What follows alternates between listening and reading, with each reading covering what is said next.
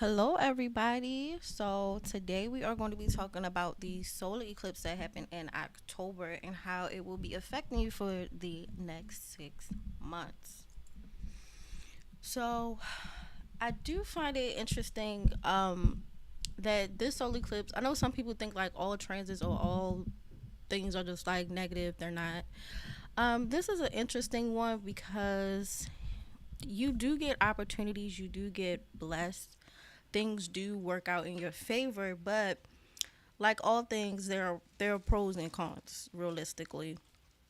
And for Hasta is um a sign where we can really get blessings placed in our hands. We just have to understand what they are and how blessed we actually are to actually take advantage of it. So that is an interesting thing. It is in the sign of Libra, which it sometimes can have issues with. Competing isn't necessarily a problem, but sometimes follow through and conviction is a problem. Be more straight to the point. Yeah, we're just giving a synopsis because we're about to jump right up into it so we can really get to the nitty gritty of it all. Also, happy Hallows Eve. I already told people on Patreon that tomorrow the sun, moon, and Mercury will all be in Scorpio. And so it's gonna be a lot of shenanigans going tomorrow on the Scorpio. It's not even like a new moon or nothing. It's just a transit of like all these planets in Scorpio for Halloween. So y'all be safe because people really are gonna be starting some real trouble. It's just too many planets in Scorpio, and I don't think Scorpio is a bad sign at all. But like what those planets do in that sign, manipulating, lying, you know, Libra issues, no way. I mean, because the eclipse is in Libra, technically, from a Western astrology perspective. Hey, Theater. Hey, Brittany. Hey, Wizard. Hey, Leatherface. Yeah, it is technically in Libra. So, if you're doing it technically from the Vedic side, it would be in Virgo. But we're actually doing at this point a mix of both of them together. But yeah, so y'all be careful if y'all going out for Halloween or whatever. Y'all be careful. Y'all double check, triple check everything. Okay? Because people are going to be out there rabbit ass mine.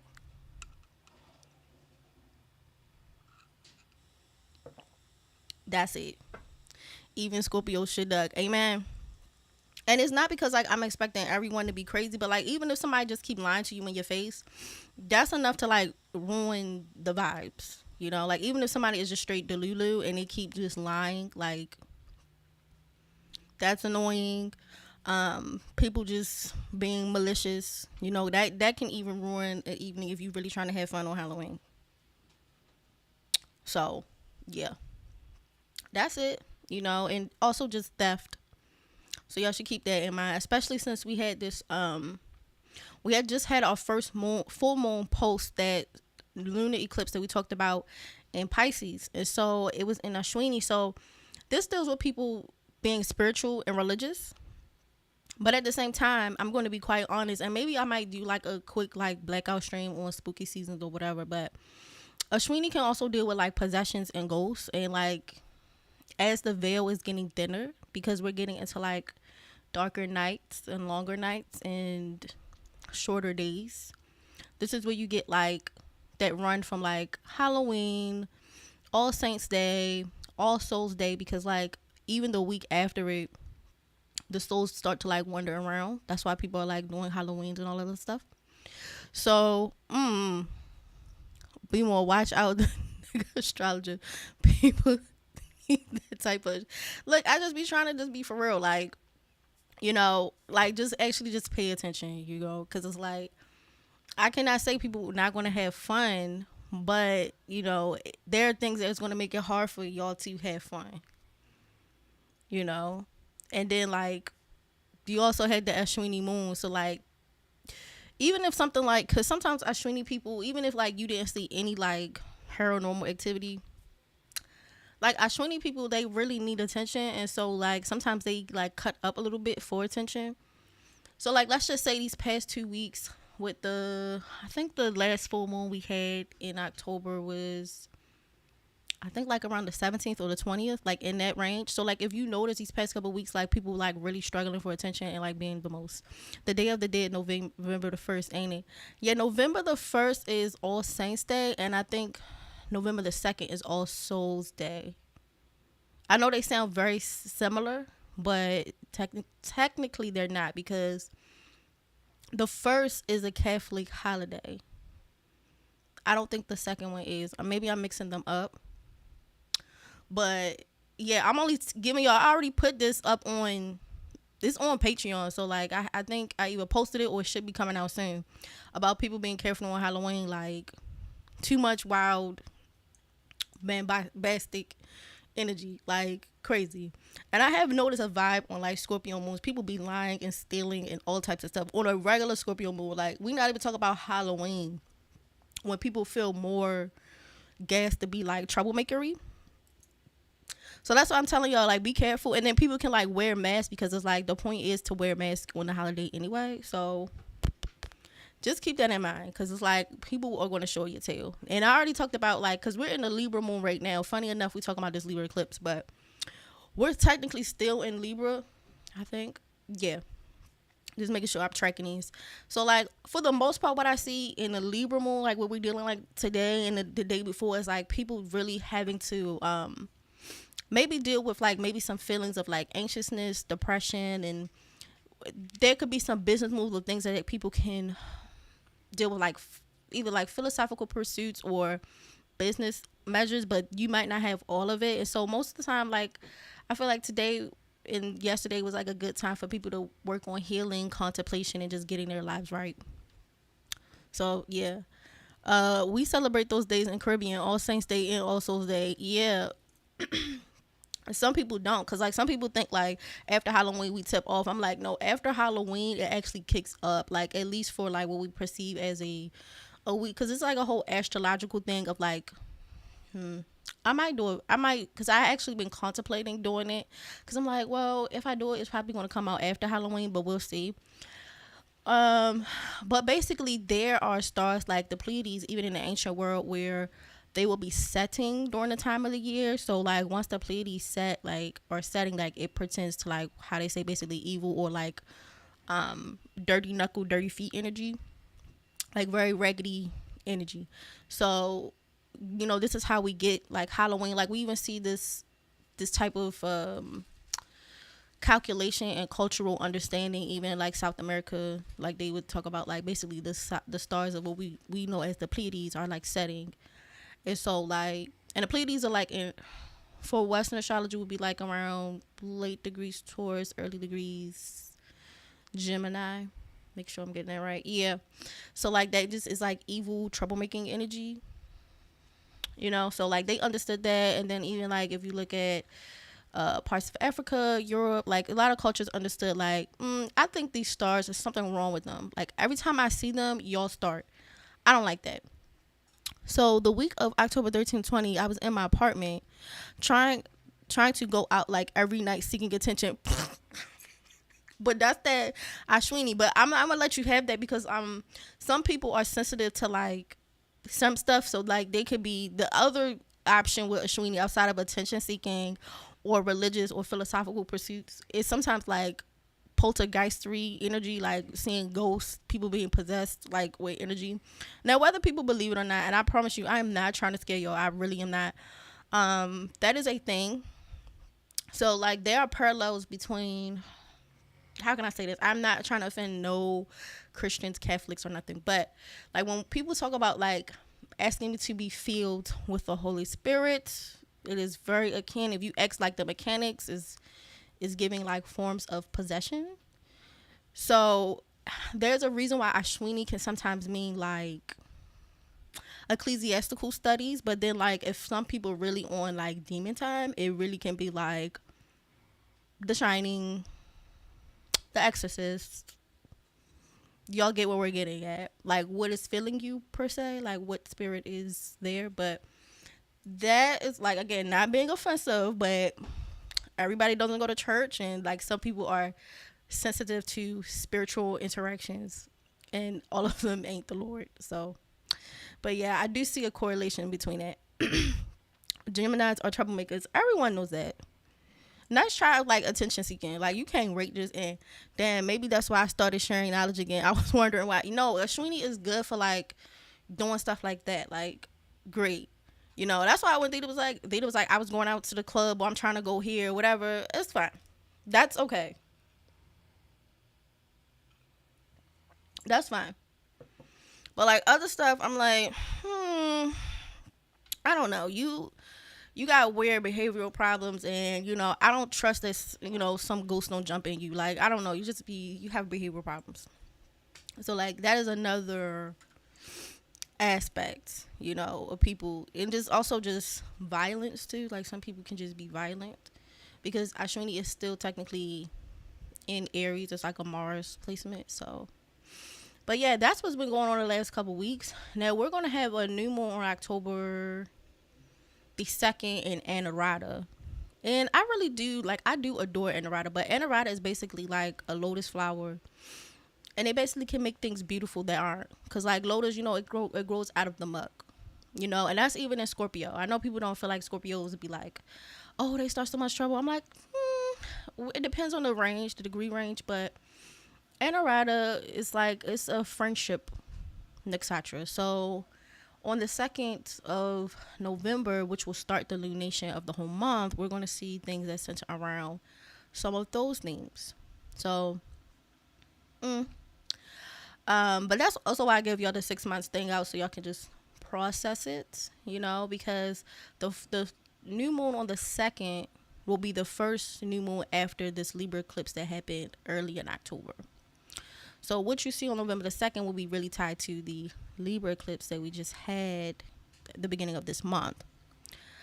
So thought was Tahuti. Yes, it is. But Tahuti is also ruled by the moon. So like thought can be like the moon or Mercury. Or like the mind. I guess you could say that. Scorpio's in trouble. Sometimes they gas it. I think it depends what they working with. What they working with, but I do think like sometimes Scorpios get a bad rep because I be looking at other signs like, no, what y'all think sometimes Scorpios do. I think sometimes like I see you, I see the other girls, I see the other boys, and it's like it's not just them. Like y'all be trying to like the scapegoating be real sometimes, and I'm like sometimes it do be Scorpio with the shenanigans, but I'm like, no. So that's kind of what's going on.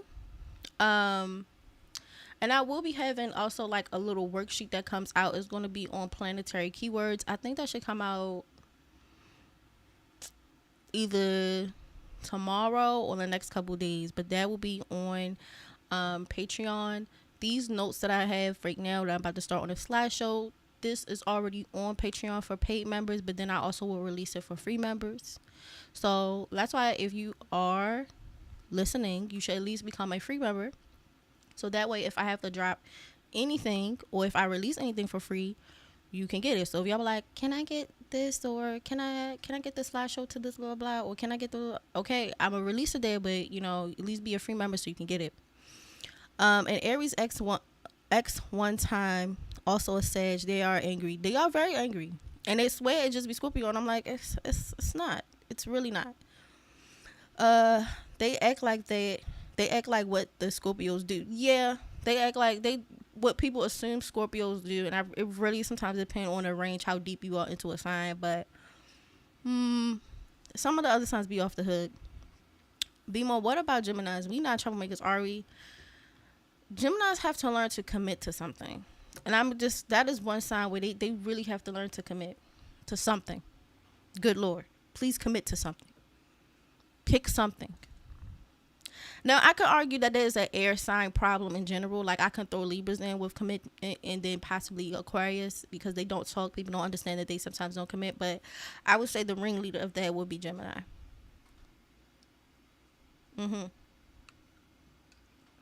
Commit to something. Find something to do and commit to it.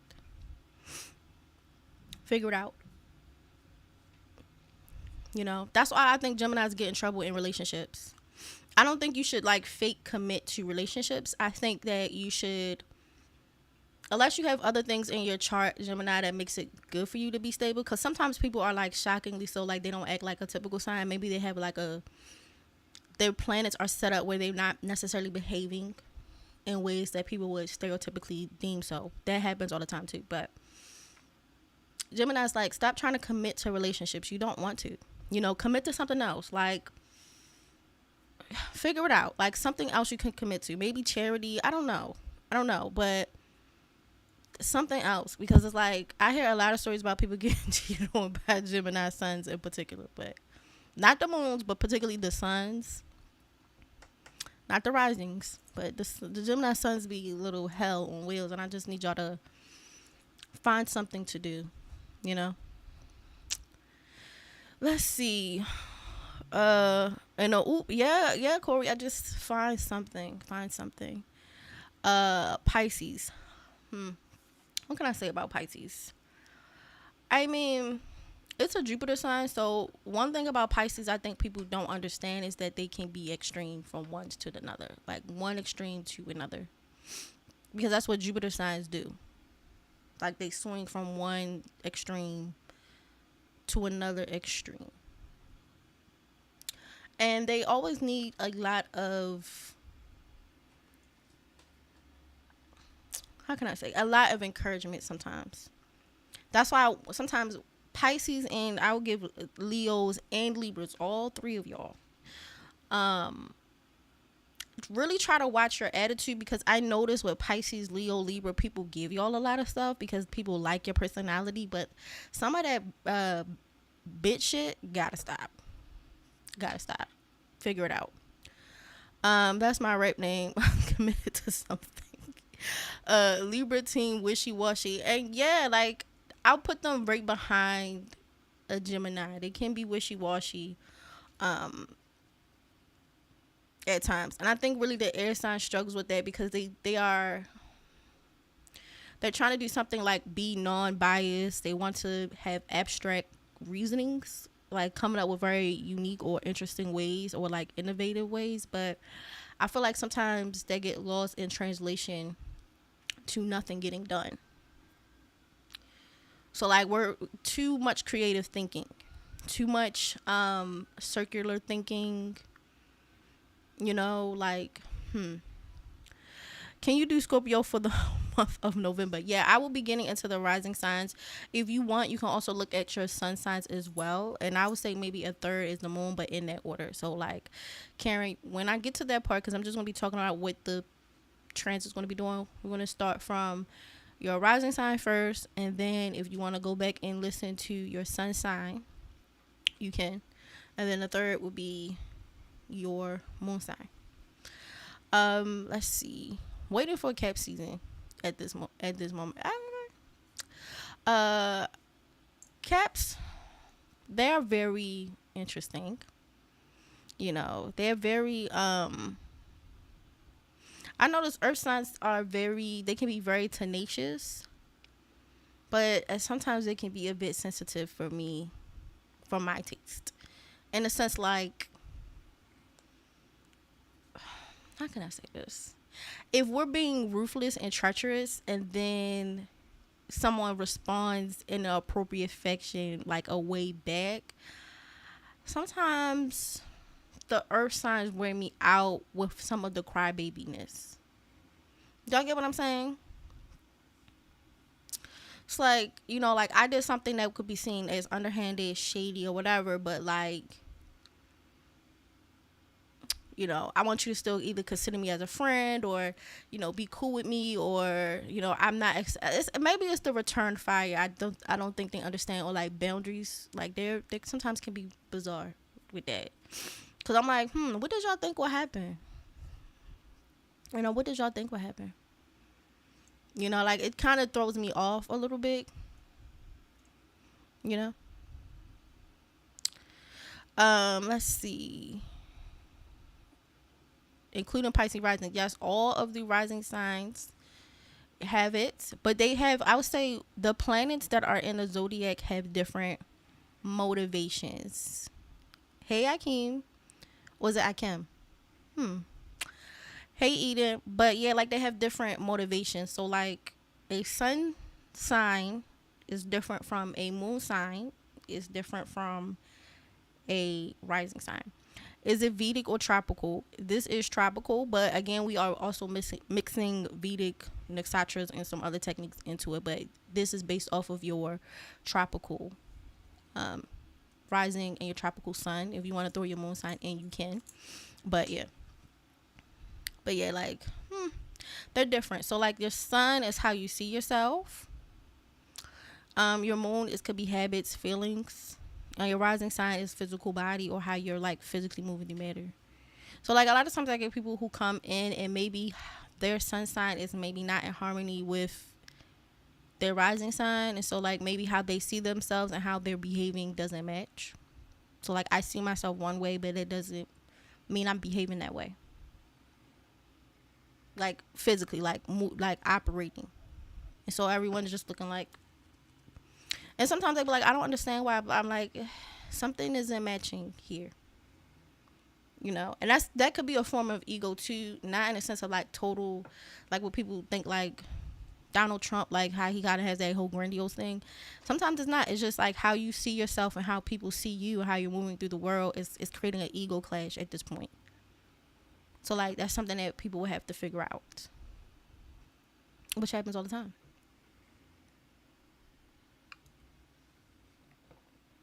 All right.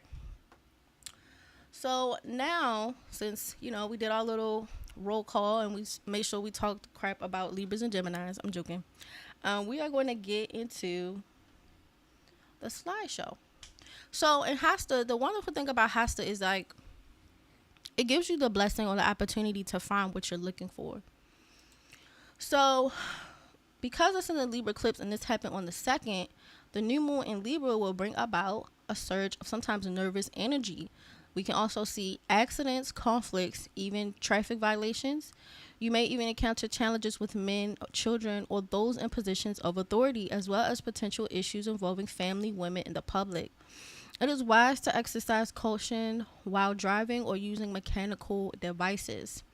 Unfortunately, unwelcome news could also come your way. However, this period presents a wonderful opportunity for learning, philosophical explorations, travel, wealth building, and delving into commercial ventures. And by leveraging your persuasive skills and mental acuity, you can gain knowledge or financial benefits. Now is an excellent time to attract others, request favors, and experience an increase in desires, considering long-term investments, renting properties, pursuing career-related goals, reconnecting with someone from the past, or embarking in DIY home and decor projects. So those are things that can happen. Now, I know some people are like, what's the difference between a lunar eclipse and a solar eclipse? Lunar eclipse, the sun and the moon are opposing each other. So I'll give you an example. Now, you see how this red sign right here and this blue little sign, they're together? That is a solar eclipse. They are conjuncting. And if it's a lunar eclipse, you're going to see the moon or sun, either one of these, the red or blue one, they're going to be in opposition 180 degrees apart. And so what they could signify could be very, very much so different. So a new moon, one could argue, could say possibly opportunities because the sun and the moon technically get along. And so this can give us certain things. Now, I will say the sun, it can be a little malefic, but it gets along with the moon. Other planets that come closer to it is what we call under the rays, and it can burn it up a little bit. But this gives us opportunity because the sun and the sun is our consciousness, how we see ourselves, but the moon is also subconscious mind. And so we can consciously embark on things that we want to accomplish or we just pay attention to. We peep something, you see something there, we can get stuff like that. Now, depending on the zodiac sign can tell you how strong the sun and the moon and the conjunctions will be in general. Doesn't mean it will be strong at all because it can be a sign that don't like. So like prime example, this eclipse is happening in Libra. The sun don't really like Libra like that. I'm going to tell you why. Venus suns, they have an issue of being indulgent. So there can be a thing where Venus and the sun really don't get along, and Libra is a Venus sign. So like, yeah, you can get an opportunity, but you can be indulgent and then you don't take advantage of it, or you can become lazy, or you can basically overly abuse or overly indulge in certain habits that don't really do well with taking advantage of stuff. So that will be what I just said about the whole Libra sun, because it's a Libra eclipse. That will be like one of the main issues that people have to work on through these next 6 months. You know, it's not that you're not going to get an opportunity. It's how we behaving with opportunity, what we're doing with opportunity. So that's one major thing. With a lunar eclipse, because the sun and the moon are at odds with each other, they're not necessarily enemies. There could be some little bit of issues with what we know to be true, or habits or things that we find safe. It could trigger some oppositions about what we experience on a conscious level. So like the moon is like habits, home, sleeping star, so even dealing with forms of dreaming in the mind, and then the sun is consciousness. So like what I thought to be true and what I subconsciously feel are kind of at odds with each other, and this could bring a lot of stress. This could bring what we call like midnights of the soul, like what I knew to be true, what's happening now. Is a challenging aspect. Can full moon still bring about certain things? Yes. Can you still get opportunities? Yeah. But the reality is that will be the main challenge of getting through it and getting over it.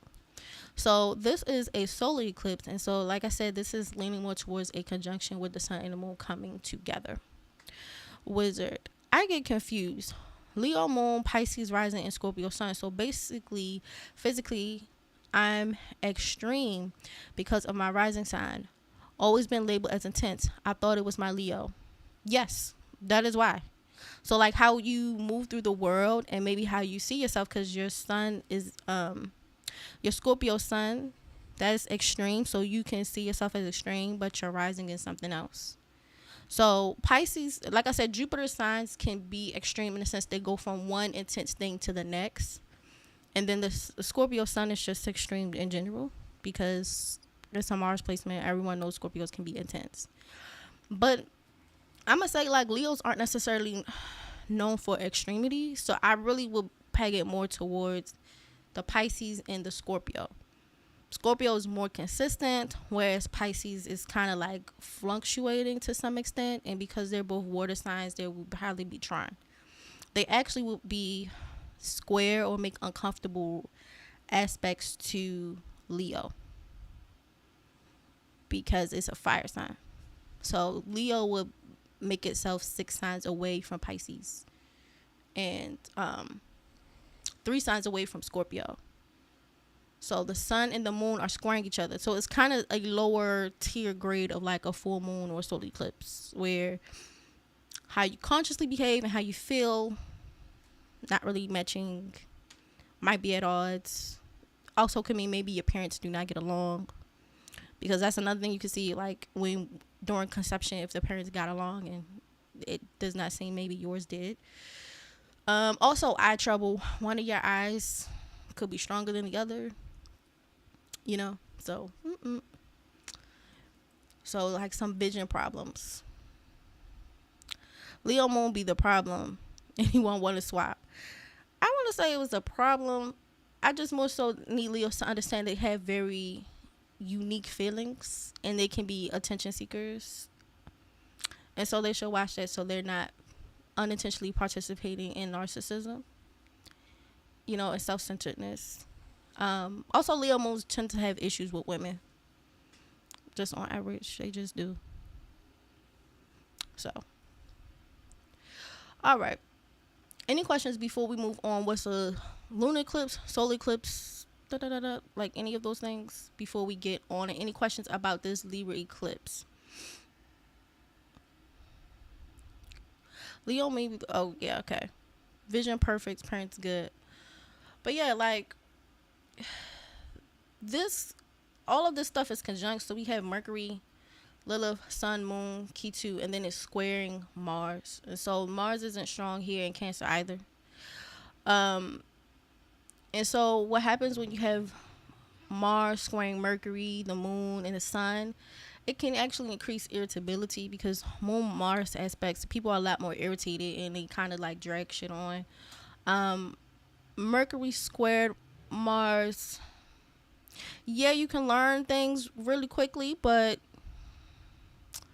they can be irritability when people aren't picking up or understanding what you're saying. So people get a lot more frustrated. So this can equal arguments. Lilith is square there. I can also see possibly sexual things going on, mainly because Lilith is a sexual component and so is Mars. We also see just fighting and warfare. So maybe even arguments or fights amongst family, mothers, women, or in the public. And then we also have the Sun square Mars too. So usually Sun and Mars can be like, sometimes it's people having an issue with understanding other viewpoints, and they can be a bit dictatorish-y. That's the best way. Okay? This is giving my way or the highway. So that will be a major problem.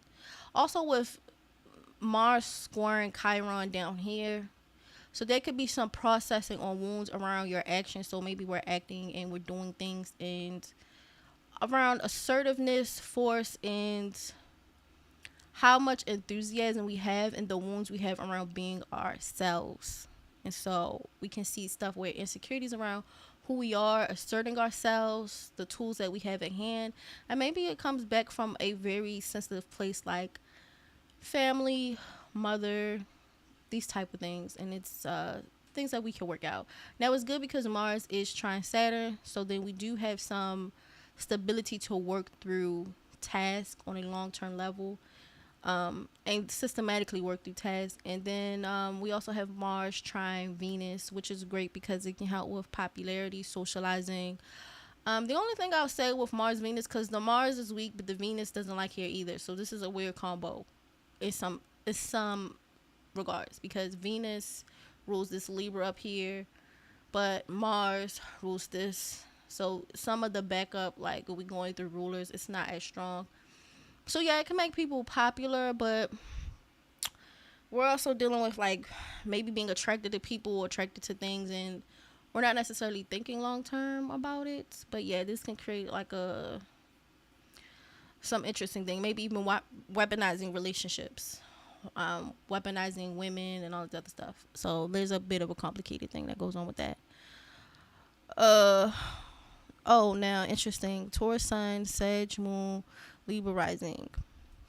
Interesting to see how the eclipse affects the ascendant.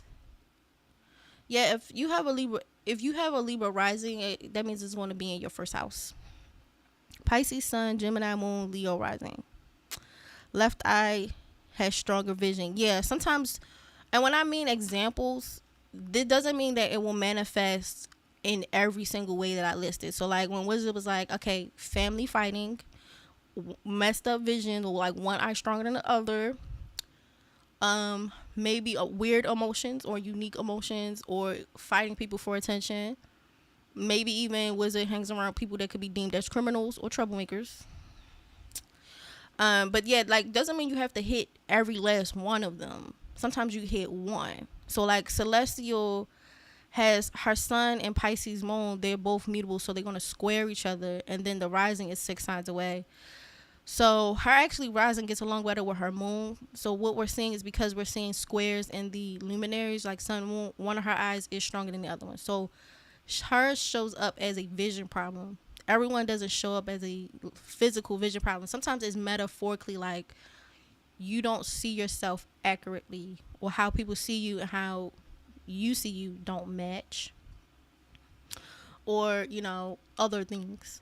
But yeah, when the luminaries hitting like that, eyes would usually be shot. Like one of the eyes are like parents might not get along, like a lot of things. It could also be some self-esteem issues, because remember, the sun is how you see yourself and the moon is your feelings. So maybe how you see yourself and how you feel about how you see yourself don't match.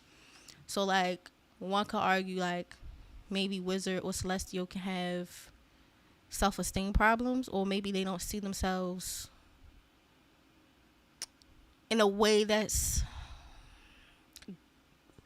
how can I say this? They don't see themselves in a certain way, like how they see themselves and maybe how they operate in the world. So like someone can have low self-esteem or they don't think highly of themselves, but how other people see them, they don't see that. They see like, oh no, Celestial is like a dope person, you know, but that doesn't mean that she sees herself that way, because the chart can be set up in a way where how she sees herself doesn't match. Understand? It's kind of like that. Accurate. Celestials, yeah. So see, like Celestial saying she has both problems. So it's like, I have an eye problem, but sometimes I inaccurately assess myself, which is the thing. So most of the time when I have people with weird luminaries, and maybe I'll do another series on what the luminaries are, what the sun and the moon do for us, because there's some people in their chart by default have low self-esteem, or how they see themselves are like really wild. Like it's so inaccurate, like, huh? So maybe I'll do something on self-esteem in the natal charts, or because a lot of times I have to recommend self-esteem books, and it's not because, yeah, experiences can do that, but like sometimes I'm looking in the chart and there are behavioral problems in the chart where the self-esteem is not high. And self-esteem is mandatory because it's like either you deserve happiness and peace and safety, or you don't. So like that's something that's non-negotiable. So this is something that we will have to consciously rectify in the chart through like learned behaviors. Like some people have good self-esteem in the chart to do so. Everyone don't have the same chart. Let's see. Libra moon gang. Libra gang. I do notice Libra moons, sometimes they have weird things where either the mom was really competitive with them, or they have like weird dynamics with women. I do notice that. Gemini gang. The lady problems did happen early. I'm good now. I once did hang around troublemakers, cut them off completely. Now I move along. I think works best alone. Unique emotions. Yeah. But that's what happens. So it's like you don't get the issues with the mom. You don't get the eye vision. But it can show up in another place. So sometimes it's good to come up with like a list of options how the planets can manifest in some of these regards. That's basically what this paragraph is. It doesn't mean like you'll get into a traffic accident or you get a parking ticket, but maybe you'll decorate your house.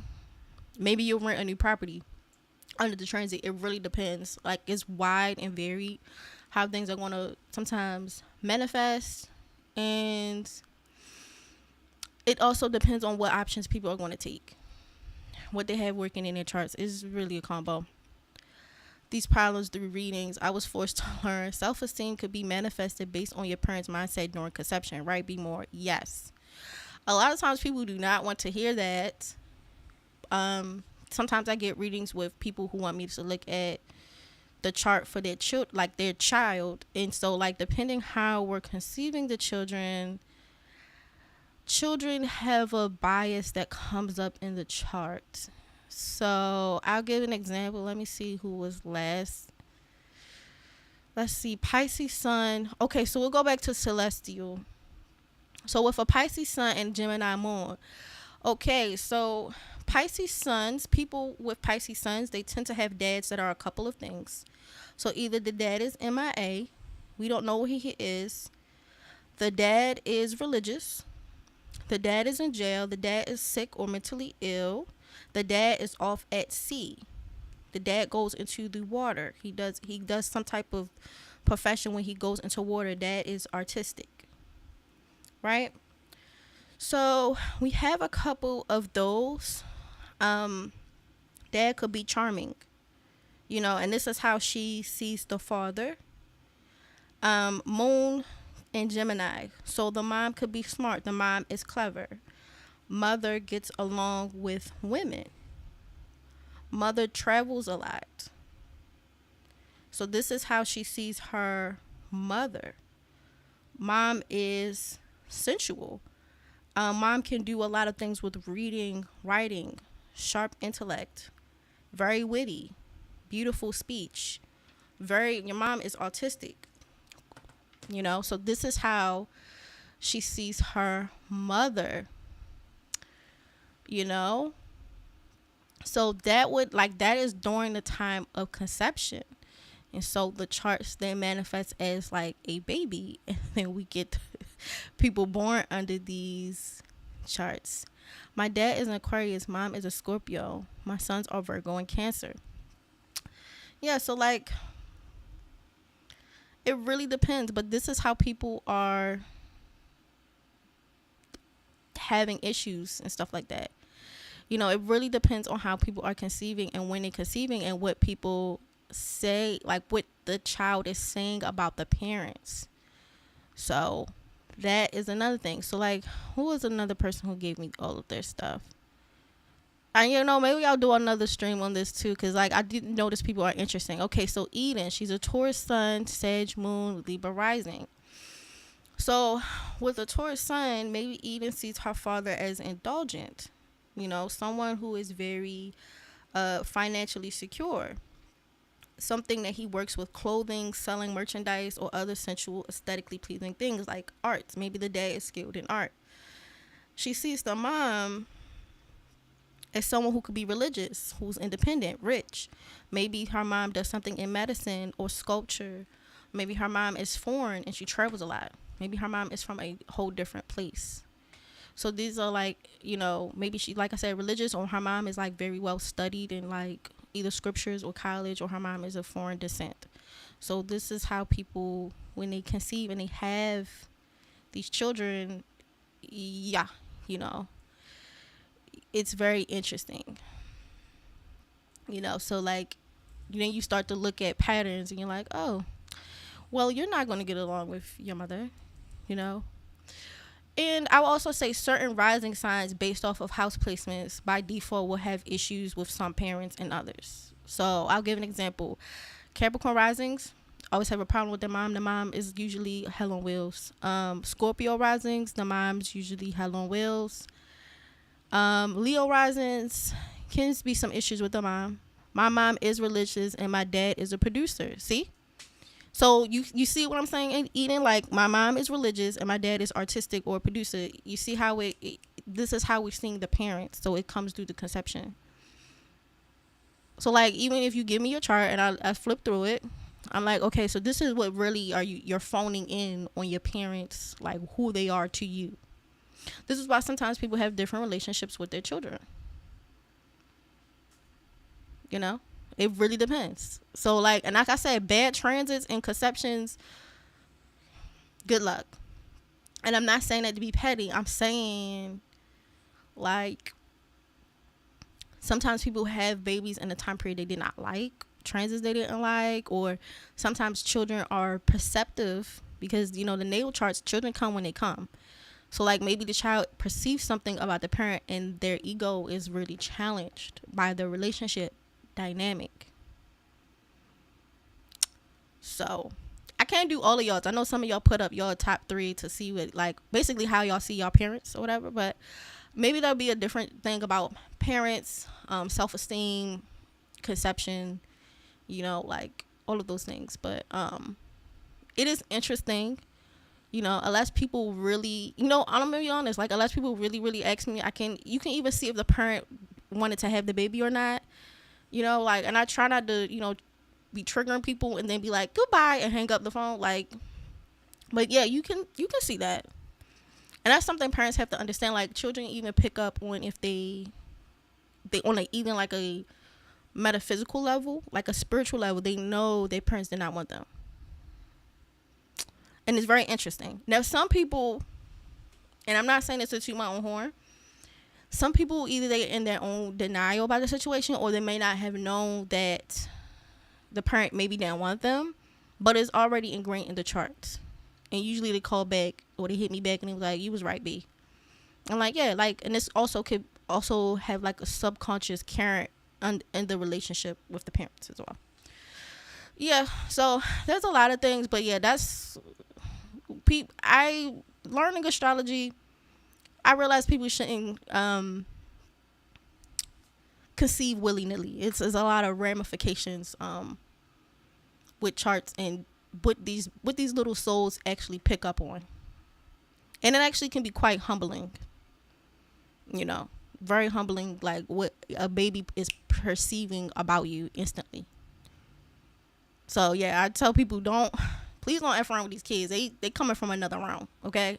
These kids are coming from another dimension. So my little sister and my cousins and my grandma are all Libras. There might be some genetic stuff right there. You guys might have to like check out what that's about. Man, do you get along with them? Libras have issues with eyes, yes, because Venus is the planet of sight. And so because Venus is strong there, but Venus likes Libra, but the sun is not strong in Libra. So it weakens the eye. Now, depending on the gender, will tell you which eye is weakened. So if you are a Libra sun and you're a man, your right eye is usually weaker. And if you're a woman, your left eye is weaker. Hopefully I'm not getting those mixed up. Because I think the sun is the right eye in men. The sun is the left eye in women. So yeah. Birthday on the same day as Morgan Freeman in Maryland.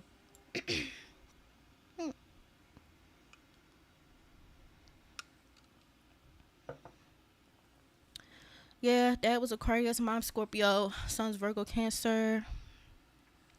Mother is Virgo, dad is Scorpio. Brittany, Cancer son with dad issues. My parents' beef was off the charts. Immediately showed before my mom's passing. I'm sorry to hear that. Hey, village brother. Little brother is Gemini, just like me, but his birthday. That's funny. Okay, let's see. Mom is a Taurus, dad is a Leo, and I'm a Taurus sun, Sag moon. Yeah. Let's see. Jasmine, Taurus parents can be extremely conservative and restrictive. Yes, they can, because 5 signs away is Capricorn and Virgo. So they can be very tight, assy, Can be a bit restrictive because they want to teach their children hard work and work ethic. Gratitude for vision, hitting nail on the head. I'm glad, Celeste. I mean, I wasn't trying to out you though, I'm just trying to tell all people business, but it is interesting seeing what people pick up on their parents. Me and mine been at it for years. Yeah, and you know what? Like I said, your chart might show that. Like sometimes, like people's chart, they show like they just don't get along with their parent, or they not going to, or their parent just don't like them. And I mean, it's heartbreaking because, like I said, people want to have good relationships with their parents. They really do. But sometimes you look at people's charts and you're like, Sometimes I look at people's charts and I'm like, yo, your mom's the ops. You need to get away from her. Well, your dad is the op. Like, it's not even like a random on the street. It's like literally at home. And that's heartbreaking because people want to get along with their parents, but sometimes people's parents be off the hook. Suge Knight and Top are both Aries. Tupac and Kendrick are both Gems. Yeah. And they can also show what people are naturally drawn to in their professions and stuff. Damn. Yeah. Yeah, was it like it be like that? Sometimes people are like, can you see my chart? I'm like, your dad is like really fucking evil. Or like your mom is really fucking evil. Sorry. I hate to bring it to you. Like your parents are like legit evil. Like straight out of a fairy tale. Like evil mother, poison apples. Like legit evil. Sorry, I hate to say that, but like yes, BMORE, you black, you got some type of parent issue. Our parents went through the Jim Crow in 67. A lot of their anger got deflected on you. Yeah. That is true. But I will say too, Theta, because sometimes people, even with people's parents going through that, they have charts where they're going to get along better with their children. Some people have charts where they do not get along with their parents at all. Baby girl, Libra sun, you right about the eyes. Yeah, the eyes be shot. Shout out to my Libras. But eyes be terrible. And sometimes their vitality or energy levels aren't good because the sun gives energy. So you might got to give them adaptogens like, I don't know, maca or something. Maca, Shashandra, like their little energy levels be shot. Let's see. Gemini sun, Libra moon, and rising. My eyes been jacked up since 3rd grade. You know what, Sherry? I wonder if you got something either in there, Mercury or in your 2nd house. Because you got 2nd house, or maybe, because you said you're a Libra rising, so Gemini will be in your 9th house. So I wonder if you have something in your 2nd or your 12th house. too, because that also can shoot your eyes up. So thanks, BMORE. It's been 10 years. Oddly enough, I'm 100% sure she was yelling at me this morning, but I don't know what about. Seems like a warning. Or, like I said, Ashwini, the spirits be out. It's also Halloween time, so, spirits definitely be out. Weren't prepared. My dad got married to another woman and was 100% more active with my Aries half-sister, who is 7 years younger than me. Appreciate that I played a part in getting my dad closer to himself, though. I get it. That happens a lot too, with the whole people having their children, they not knowing who they are. Also, like, having children in transits that aren't beneficial for them, and then like you also see it where they're in a transit where it's easy for them to be a parent. Again, like, that's still, because this is already segueing off of the eclipse and stuff, so we're gonna, after I finish going through these, we want to get back to it. But that's still like an interesting karmic thing, dealing with like parents and parents dealing with children. And people don't really like this, but the same house that rules like karma that you come in with, because there's some houses that rule karma, some planets, and children, they be in the same house. So like, people easily, like, number one rule wrecking up bad energy is children. And you know what's wild? People love doing it. They like dunking on children, being weird, not dead and stuff. I don't know what to tell you, because like when you read some of the text, it's very clear. It's very clear. So like, people just cannot get it right. And good luck, because good luck. That's all I'm gonna say. So yeah, it's just a very interesting like concept. Sometimes people come in with karma where they have to like debt the relationship with a parent. Like, they gotta come in already like trying to rectify some stuff, because it's like we already came in together, or we've been family for a minute, and so we just we have to figure out what we want to do, because like, after this lifetime, I don't want to be dealing with this no more. So like, sometimes people, they have that, they come in and it's already like some type of weird karma with the parents. So we have to tap into the Libra eclipse wealth building part. Yeah, wealth building part possible, but again, some of the planets in Libra be a bit of a problem. Not all of the planets in this cluster here are that strong. So you're going to have to mitigate some things, because the opportunities may be harder to tap into. So it ain't personal. After 18, the luck it's the luck of the draw. Jasmine, would you be able to tell from your chart if you should or shouldn't have children? I don't know how to say this. Technically, yes. Technically, you can see people who are going to have children later in life. There's some people in their charts is already set up where they will probably conceive later. So it's kind of like up at that point, or they have it much mature in a mature age. There's some charts where people they're gonna, I know, looking at it, they're gonna have children immediately, or they want to have a baby instantly. So technically, yes. I've seen some charts where people, they get bad karma if their children are bad, because whatever karma they racked up with their kids, maybe their kids was bad in a previous life, I don't know, bad as hell. But this life, if your children bad, you getting the karma too. So I don't know what you gotta do with Dejanay and Tamonte, but y'all all have to get it together. I don't know how many times you had these kids and they was bad as fuck everyone, but y'all have to figure it out. Hey Dominique. Micah definitely help with energy, especially when the energy directed. Yeah, also Micah can help hormonally balance too. Texas players. Hey BMORE. Hey Texas. Alvin. I'm Libra, but how do I know my rising sign? Okay, Alvin. So what you're gonna do is you can go into a natal chart calculator and you just put in your date of birth, location, and time. Major point of this, Alvin, is you need your time of birth.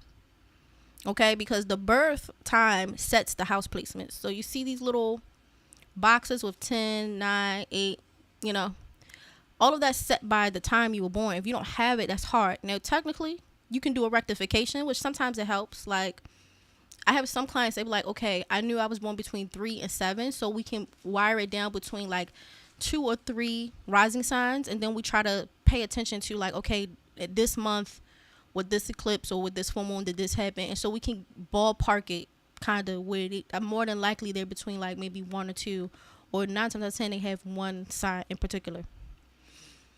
So that could be a possibility, but you would at least, if you have a time, you would need to put that in.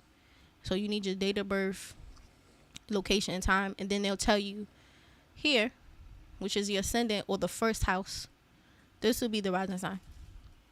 So this is just a mock chart, but in this example, if this was your chart, I would say it's Capricorn. All right. If you still have problems, Alvin, you can always hit me. Sometimes people hit me just to figure out their rising sign, and I do it for them, and they did. Now, the rising signs for this chart will be tropical. If you still can't tell the difference between tropical risings, Vedic risings, blah, blah, blah, again, still hit me and I'll find it for you. Madman. Let's see. I had visions issues since I was 4. Sun and moon Libra. Yeah, the Libra's eyes be tore up. I told you the sun do not get along with Libra. And the sun and the moon is visions, your eyeballs. You know, it's like what you see. So like if the sun, and then also Venus is sight too. So it's like, imagine an enemy planet in a house it don't like. You ain't gonna see, baby. You definitely wearing some glasses though. You definitely gonna wear some glasses. Definitely gonna wear some glasses. So let's see what else y'all have. Aries, born Shug, ascendant Virgo, Taurus moon, biological father is Aquarius. BMORE, what sign should I be with? That's a bit complicated. I don't tell people what signs they should or shouldn't be with. I tell you the likelihood of ease, because that's what you really can tell. Now, if you have it where it's going to be hard to be with a person and you still be with them and y'all make it work, that's y'all business. But like you could tell like who people can get along with or who is attracted to who with ease. And again, like I said, it doesn't mean a person would date that person or commit to them. That's choice. So you're choosing to date who you want to, and you're choosing commitments that you want to commit to. How easy you would get along with the person and the likelihood is what we're looking at in the charts. Hopefully that makes sense. That's what you would look at. And that's a bit more complicated too, because yeah, they can have similar placements that will lock into certain houses. So like the 5th house is romantic love, 7th house committed relationships, 12th house secret fantasies, 8th house is what your partner brings to the table, also forms of sexuality as well. You know, things like that. You got the 3rd house with certain forms of desire. So we can see things that hit it. So like we see the 3rd house down here is Pisces, right? So let's just say the person you meet, they have a Pisces sun. That means they would hit into your 3rd house of desire. In this case, Saturn is here. People technically with Saturn in the 3rd house usually have happy marriages. But let's just say they don't have any Pisces placements, but they have something ruled by Pisces. So maybe they're a doctor, which is like, can technically fall into Pisces. So maybe they hit that desire point for you too, based off of like personality profile that isn't necessarily on the nose either. Complicated, but it can still technically work. So we'll see. A while ago, I did a reading. It said I will experience much better understanding of myself in 40s. I'm 28, just riding the waves till then. Yes, celestial, because sometimes planets have to mature. So things have to mature in a chart. And then as people get older, it's easier.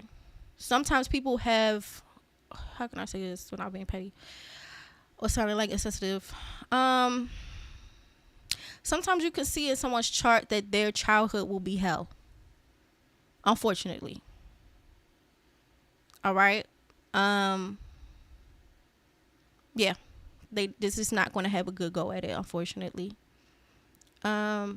Sometimes you see people's lives improve as they get older. Like what we talked about earlier with Jasmine, like people have children later.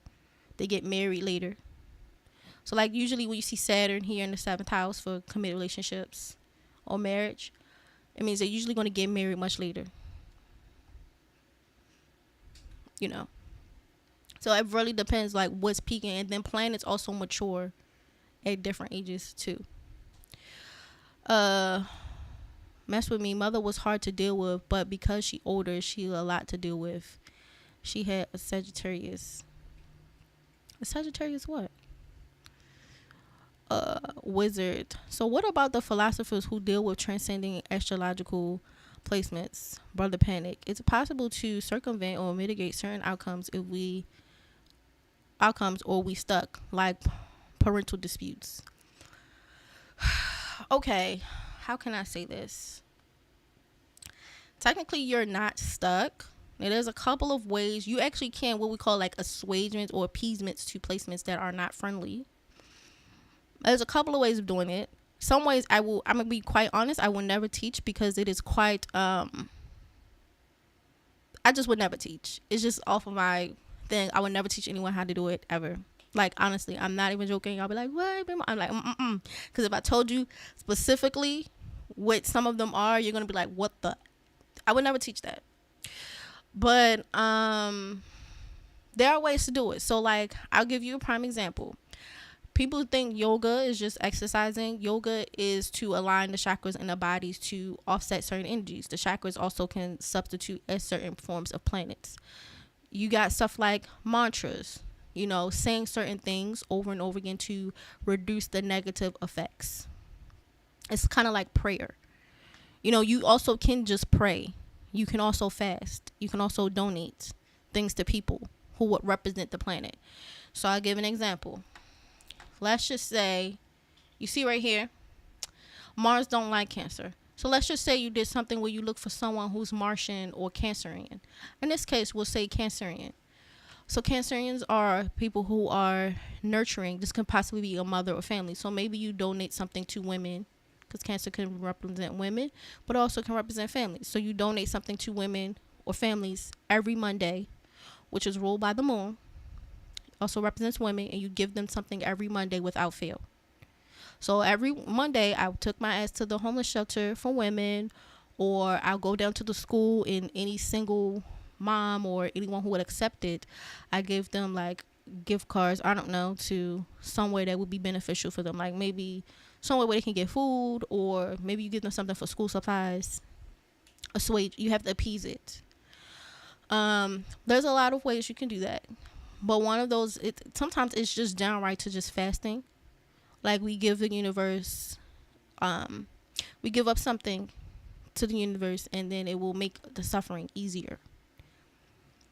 You know? So that is a possibility. Now, what parental disputes, unfortunately,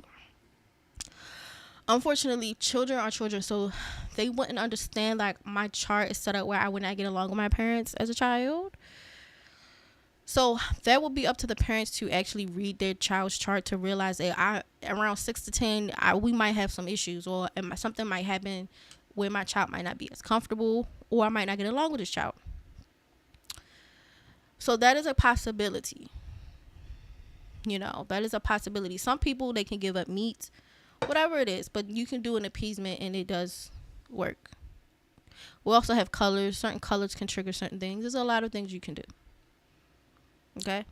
It's a lot of things for issues with parents or other things to appease it, to make it go away, or to reduce the suffering.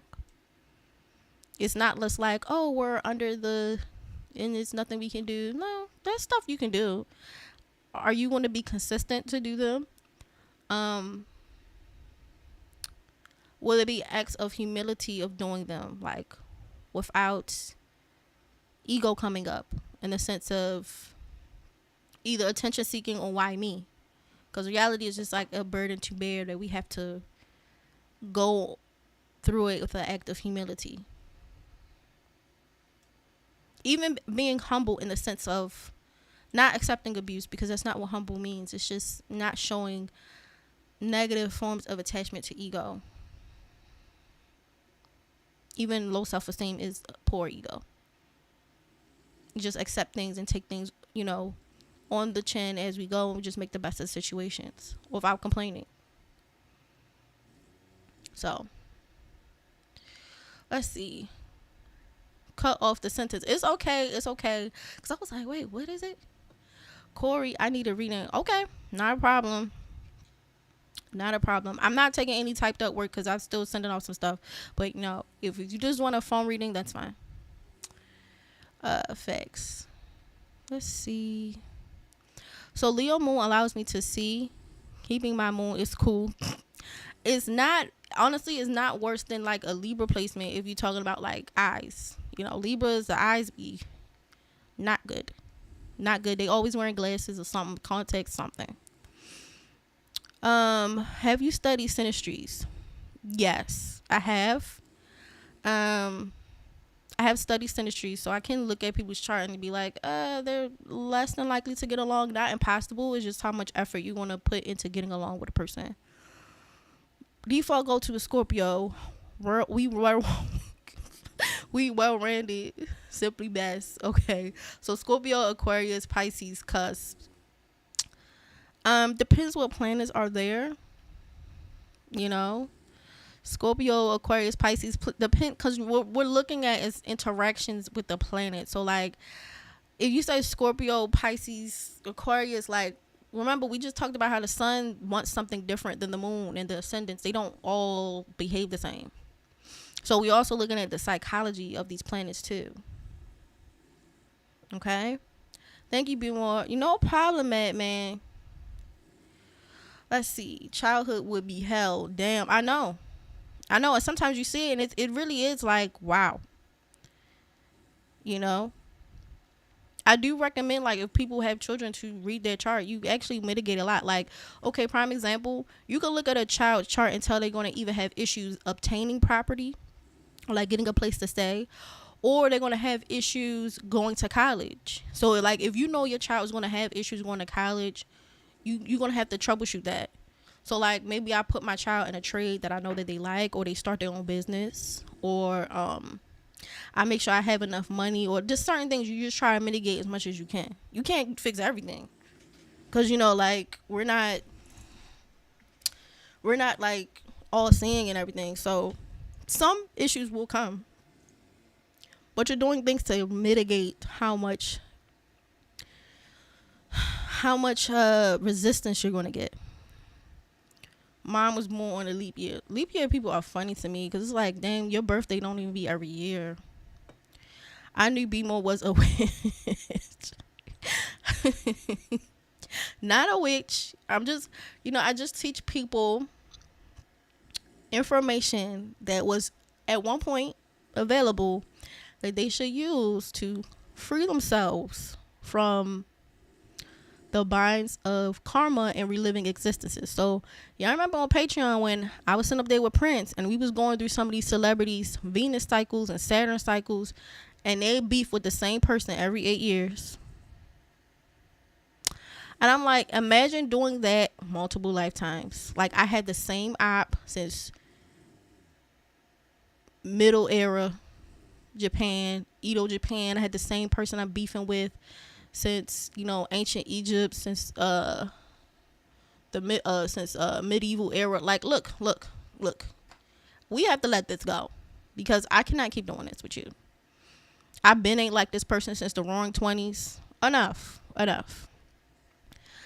BMORE, teach the secret gems. I understand some things don't need to be said. I guess the better question is, I tend to learn astrology next. I know some people have asked me to do classes. I do have something up with the planetary keywords, so I'm going to start to teach people how to do just basic readings of charts, like just looking at this chart and just gathering basic information, and see. I am going to, because people have like asked me like, please teach me. I'm like, I'll see, because you do have to technically come up with study material for people, for them to learn. And honestly, the techniques are long and various, so what I teach someone, I have to come up with something that's standard.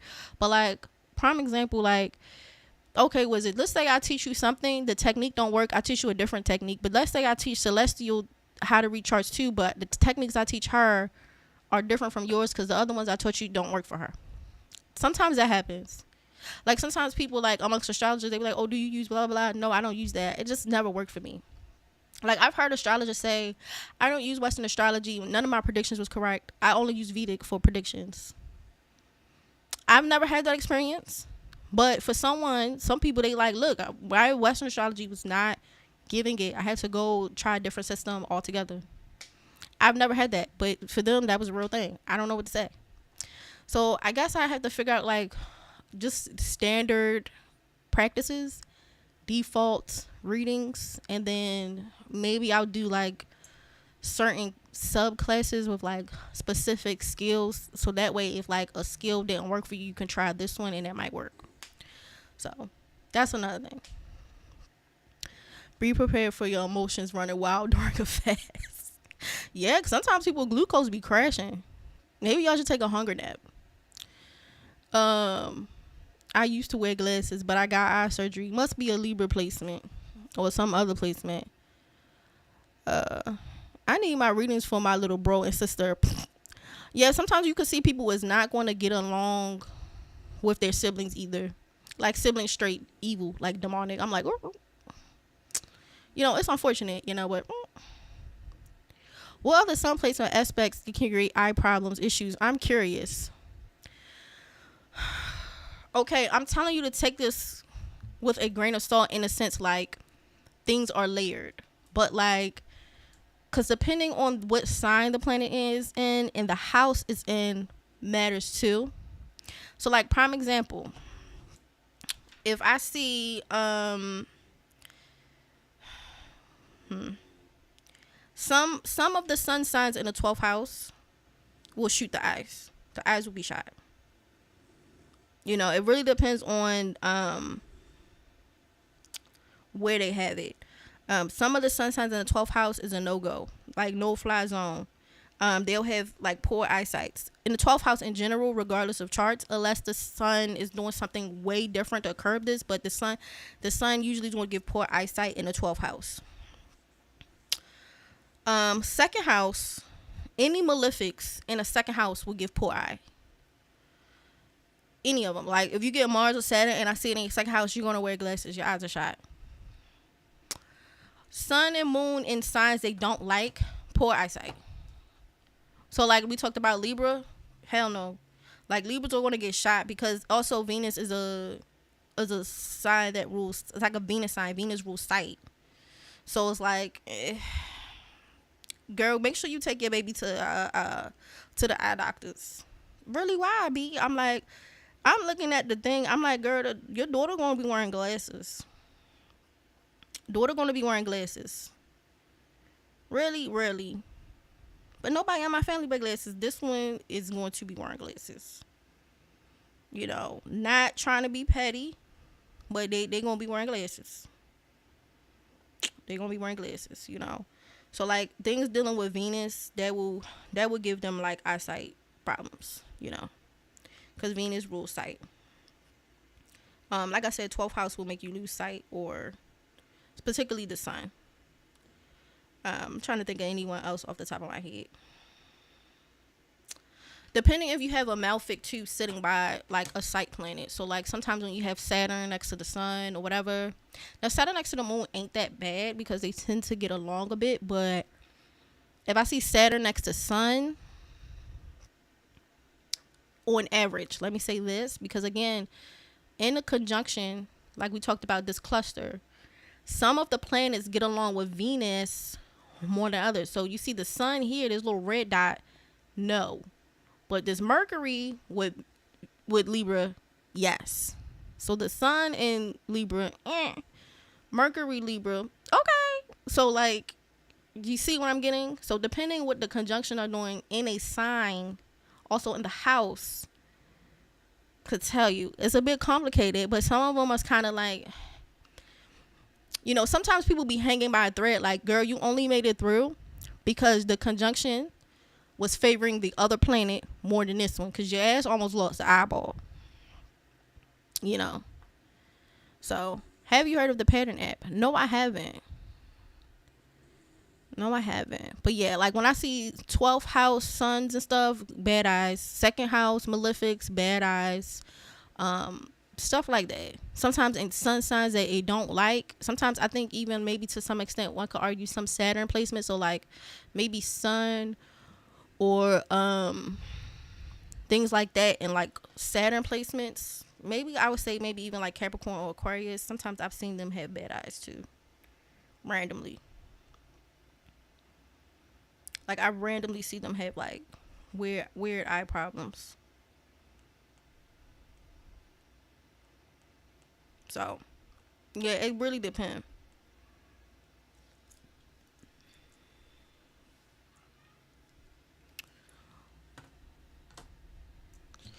Let's see, beefing or millennials. I be quitting. I be ready to do whatever I needed to. Yeah, like y'all be looking at stuff. I'm like, girl, boy, figure it out. What is Pallas and Juno? I've seen it in a natal chart. Those are asteroids. I personally don't use those. I may, but I probably would use them for something totally separate than what other people were using them for. But yeah, Pallas is okay. Making sure I'm not getting mixed up, because Pallas Athena is one, but there's also Pallas, which is her friend that is not Athena. Long story short, and Juno could also be seen as like a marriage or pregnancy placement too. But yeah, those are asteroids. Jonathan, I'm a Libra sun. Yeah, that's why your eyes was like that. The sun is your main site, right? Either way, I apologize for not giving you the. Oh, it's fine. But yeah, the sun is one of your eyes. So the sun, because you're a man, Jonathan, that would the Libra sun would be your right eye. Because depending on gender determines which eyeball is affected by the sun and moon. I guess astrology intense is one of my requirements, but how long should one take to be proficient in it on a decent level? That's an interesting thing, because funny enough, you could see in someone's chart if they would be good at astrology.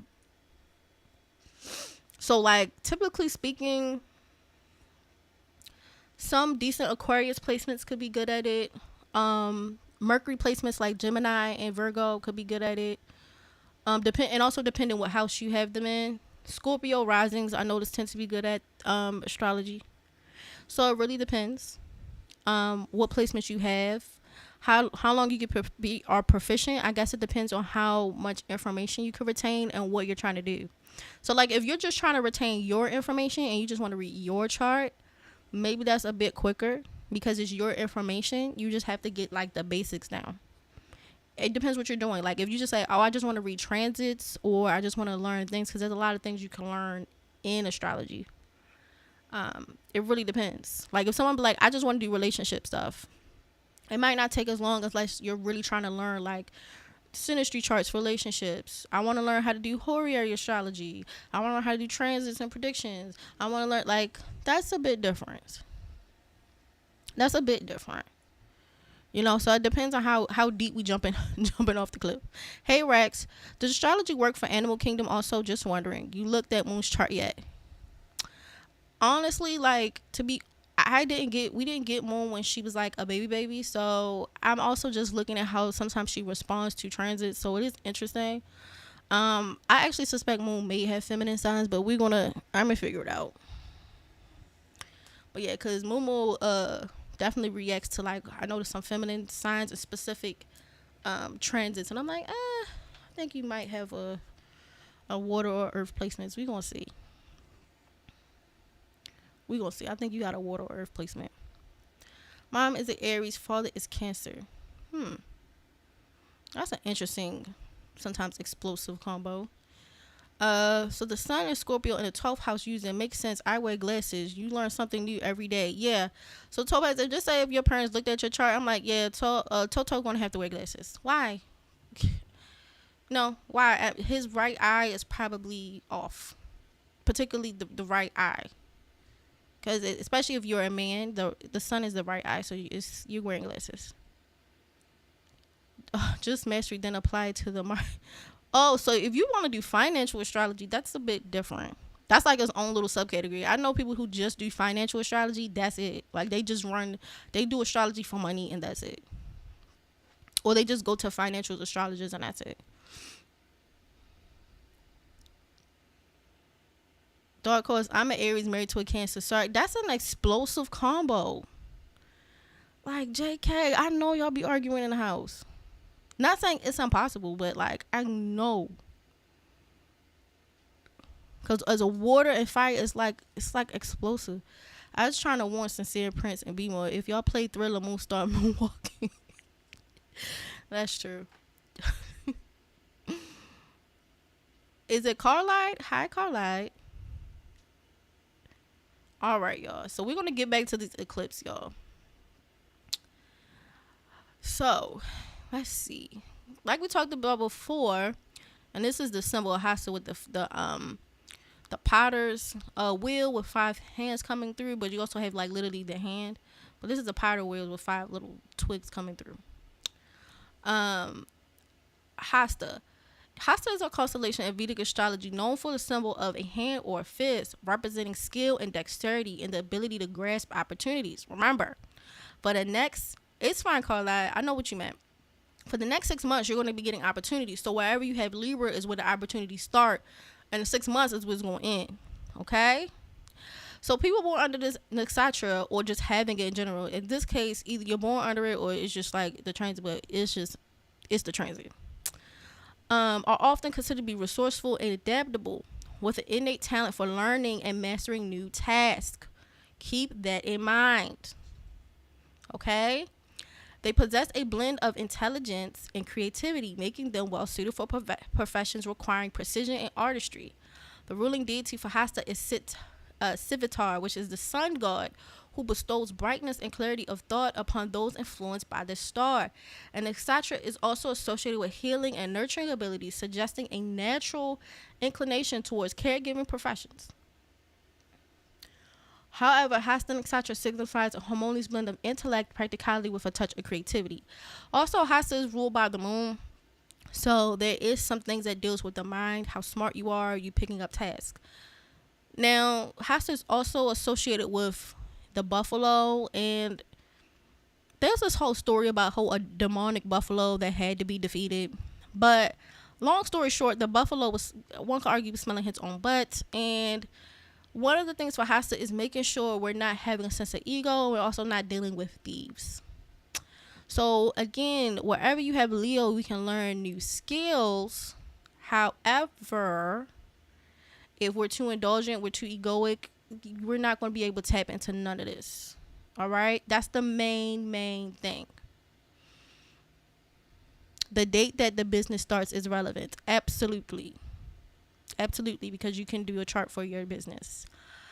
Damn, you right on the money. My eyes are worse, but the astigmatism I have in both eyes, the right eye is worse. Yeah, because the right eye is like, the moon is there, the sun is there.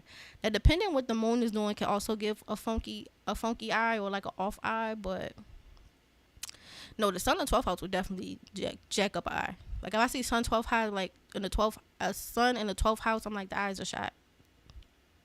One of the eyes are off. All right. I'm a Pisces, my girl a Libra. That could do well. Just hopefully y'all don't be attention seeking each other to death. But that could possibly be okay. Yeah, fire, water don't mix, I guess. Funny, my brother is a Taurus and I'm a Libra. Those are both 6 signs away. So y'all have some similarities. But again, the Venus signs can be a bit indulgent. So, interesting. Thinking about starting a boutique online, I guess it's a good time. Yes, it is. For Hasta, you have to take advantage of it. And remember, Venus deals with selling merchandise and all this other stuff. So don't miss your opportunity, Miss Jasmine. Now, it's also in the sign of Virgo. Now, we also talked about how Hasta is traditionally in the sign of Virgo.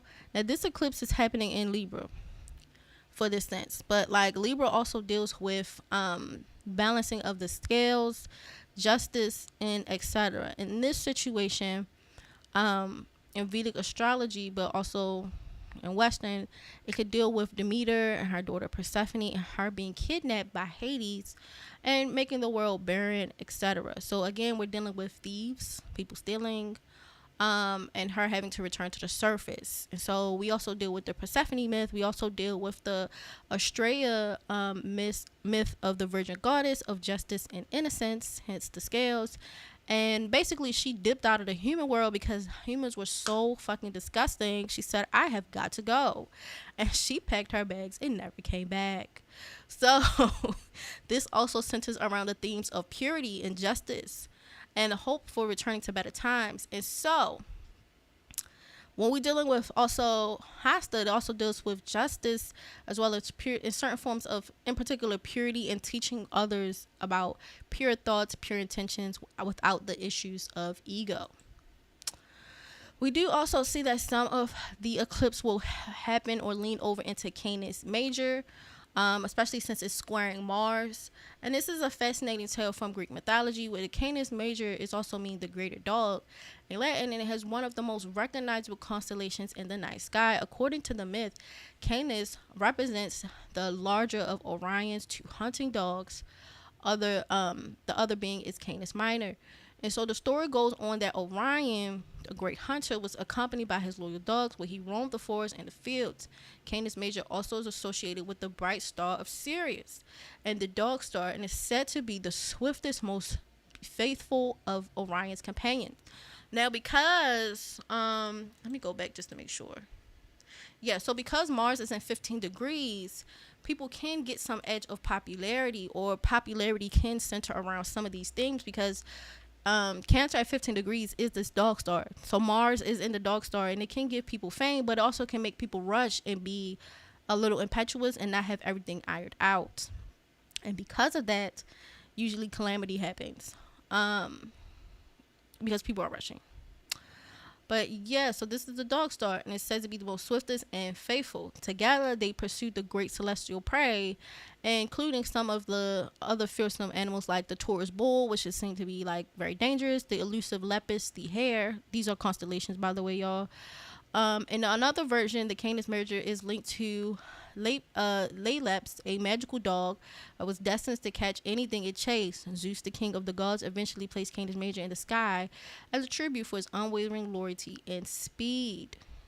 This constellation usually serves as a reminder between a bonding human and their animals, and it can represent in the night sky with inspired stories, etc., etc. So yes, so again, the Canis Major, it deals with certain forms of diligence, also chasing down their prey. I know people don't think Cancers can be how can I say, ruthless, but they can in their pursuits. So I would say Cancers will look for stability and chase after it, but I guess what we could take from Canis Major and Mars squaring it is being diligent and going after what we need to go after. And that will be a part of, like I said, the issue with some of the Libra energy, because again, like I said, they can be kind of to some extent they can be kind of like indulgent, and they might not follow through. I'll be honest. I'm going to be honest. So the problem is it's not that you have a lack of opportunities or you can learn things. It's just, are we closing the deal? You know? So that's be the major problem. Let's see. Damn, y'all niggas really blind. That's funny, but no, yeah, you can see in somebody's chart they're going to wear glasses. The hand of justice slamming right now. I know. It's just how much people are going to commit to stuff. We also have an Argo too, which deals in Greek mythology, the story that revolves around the Argo ship that Jason and the Argonauts, they're named after the ships, you know. So people like the Argonauts, yeah, the ship was called the Argo. And it was constructed by a master builder, Argus. Again, the ship was named after him, with the help of the goddess Athena. And Athena is strategic warfare. So again, coming up with a strategy, learning things, put the opportunity in his hands, because, you know, he built it usually with hands. The ships were built by hands back in the day. The magnificent vessel was built to carry Jason and the Argonauts on their quest to find the Golden Fleece, a symbol of authority and kingship. Argo was no ordinary ship. It was imbued with magical properties. The prow of the Argo was made from a piece of sacred oak from the grove of Dodona, which had the ability to speak and offer guidance to the crew. So yes, the ship could talk. Kind of like how you have like Siri or Wi-Fi, like the ship already had like Siri in it, you know. Um, so under the leadership of Jason, the Argonauts, a group of heroes including Hercules, Orpheus, and Atalanta. Mind you, these are all major heroes out of Greek mythology. Hercules is a man, Orpheus is a man, if y'all want to talk about the Orphean myths or whatever. And then Atalanta, she is a female. She's actually known for running. One of them. A group of heroes, including these three, embarked on a perilous journey, and their adventure was filled with incredible challenges, encounters with mythical creatures. They navigated through treacherous, crashing rocks, and they faced the harrowing sounds of the sirens, and dealt with the wrath of the gods and monsters alike. The story of the Argo captures the essence of bravery, camaraderie, and the pursuit of noble goals. It serves as a timeless reminder of the importance of courage, teamwork, etc., etc. So, as you can see, getting more stories that deal with perseverance and having to see things through. So, we already talked about some of the transits earlier, about the moon, Mercury, and Lilith all being conjunct in Libra. They're squaring Mars. There's a water trine with Venus, Mars, Saturn, and water can sometimes deal with being protected or having forms of protection. Sometimes that can be a bad thing because we can be so padded in protection, nothing gets done. So keep that in mind when we're dealing with this water trine. You don't want to have so much protection that things are not getting done, but you also want to have enough protection that you can actually complete your task. We also have Pluto, which rules Mars, and an earth sign, which is Capricorn. Now, I will say this is the last time Pluto will be in Capricorn. It won't be in it anymore. You know. Hold on real quick, guys.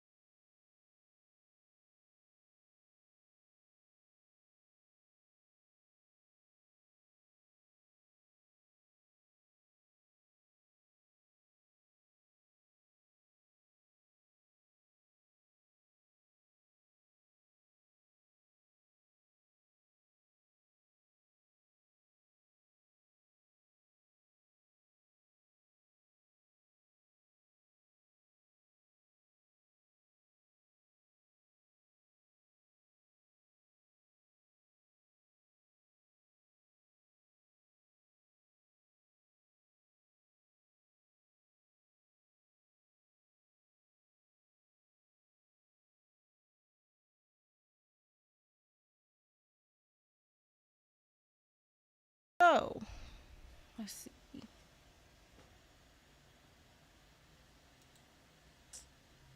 Alrighty. So yeah, water signs, unfortunately, with the trine does create ease. So wherever you have water placements the next 6 months, this will create ease for you. We also talked about Pluto being in the earth sign Capricorn. That's where we stopped at. This is the last time that Pluto will be in Capricorn. We're done. Like, honestly, we will not see Capricorn and Pluto for like a couple 100 years. We're done. Like, it's just, it's over. Now I will say Pluto and Capricorn, I'm actually thinking about possibly doing a podcast episode on it. So Pluto and Capricorn has started in 2008 and it ended, well, it will be ending this month actually in November.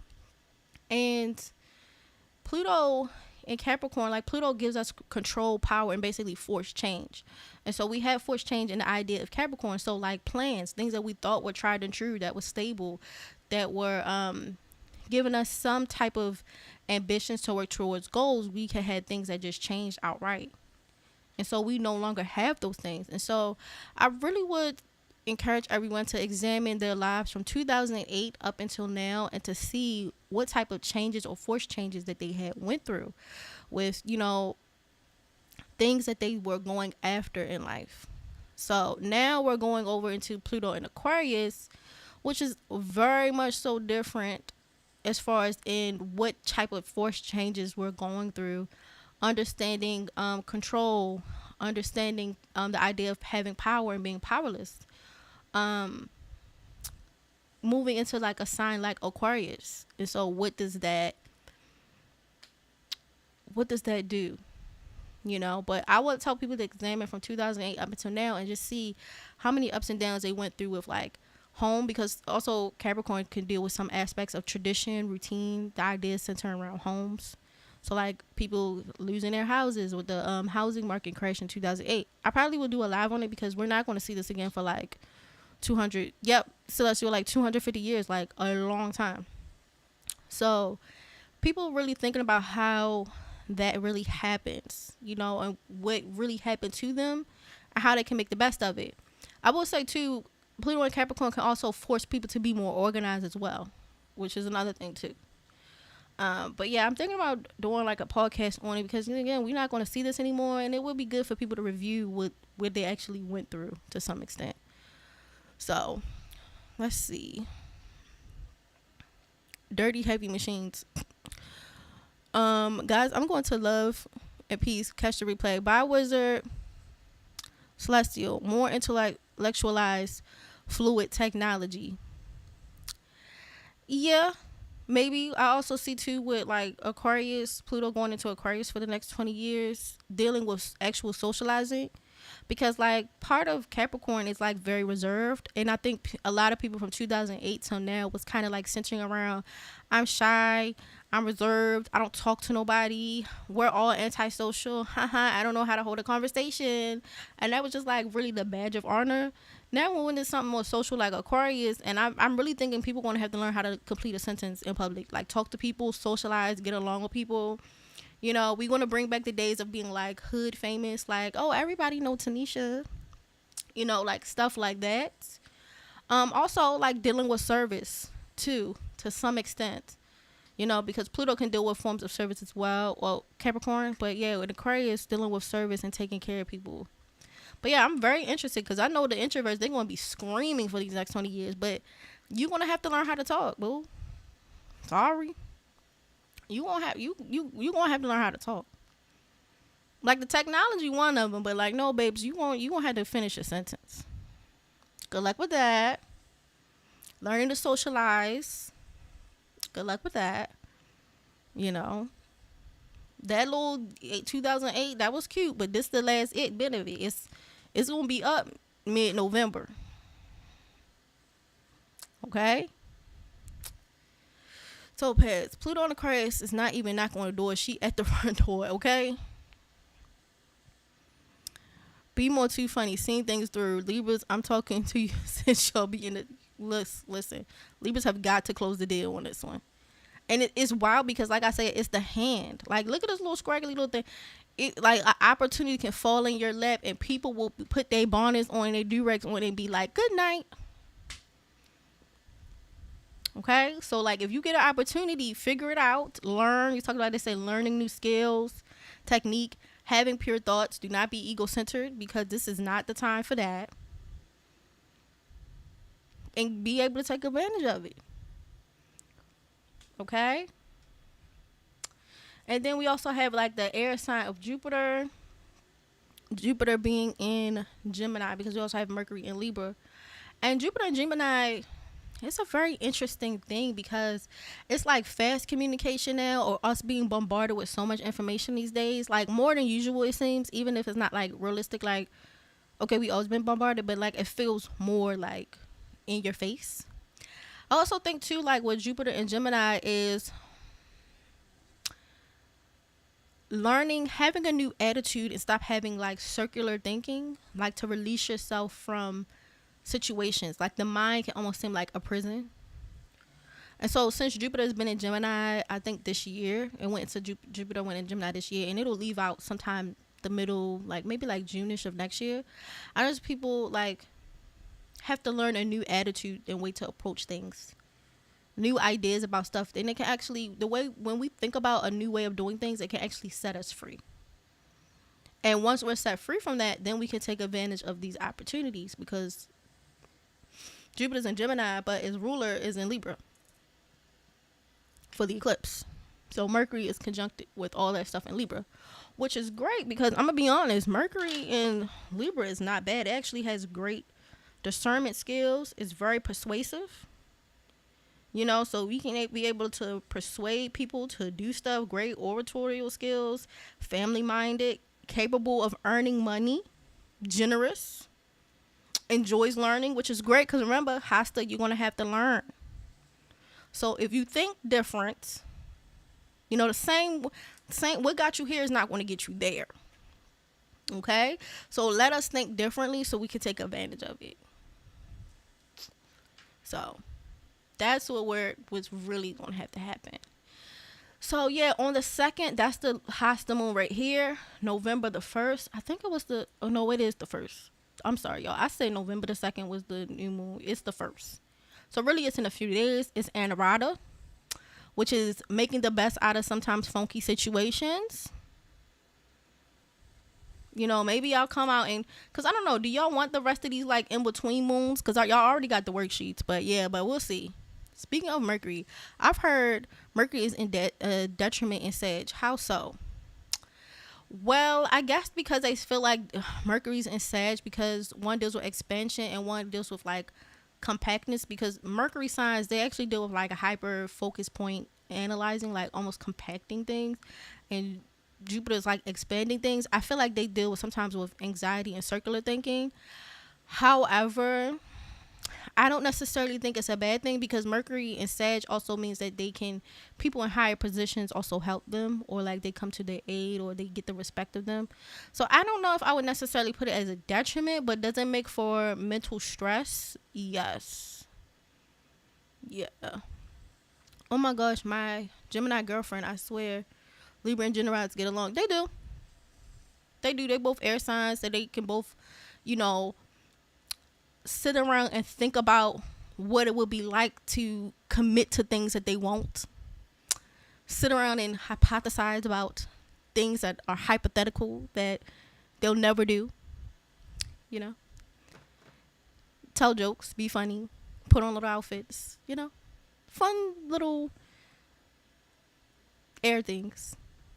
Until like when they get serious, I would say air signs can innovate stuff, but you know, if they're not doing anything, they just fucking around. Kiki. You know? Celestial. It's true. Baby, it's true. Like when they don't, like if they don't, that's why I say commit to something. Child, a mind is a terrible thing to waste. Libra and Gemini get along until they don't. It's real ugly. Yeah.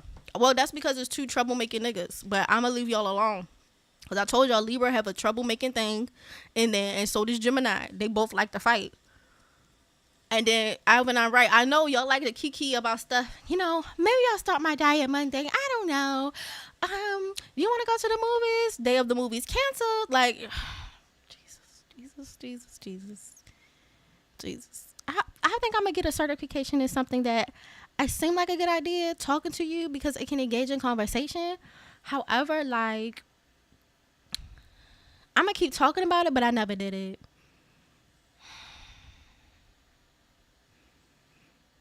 Okay, bye. So, yeah.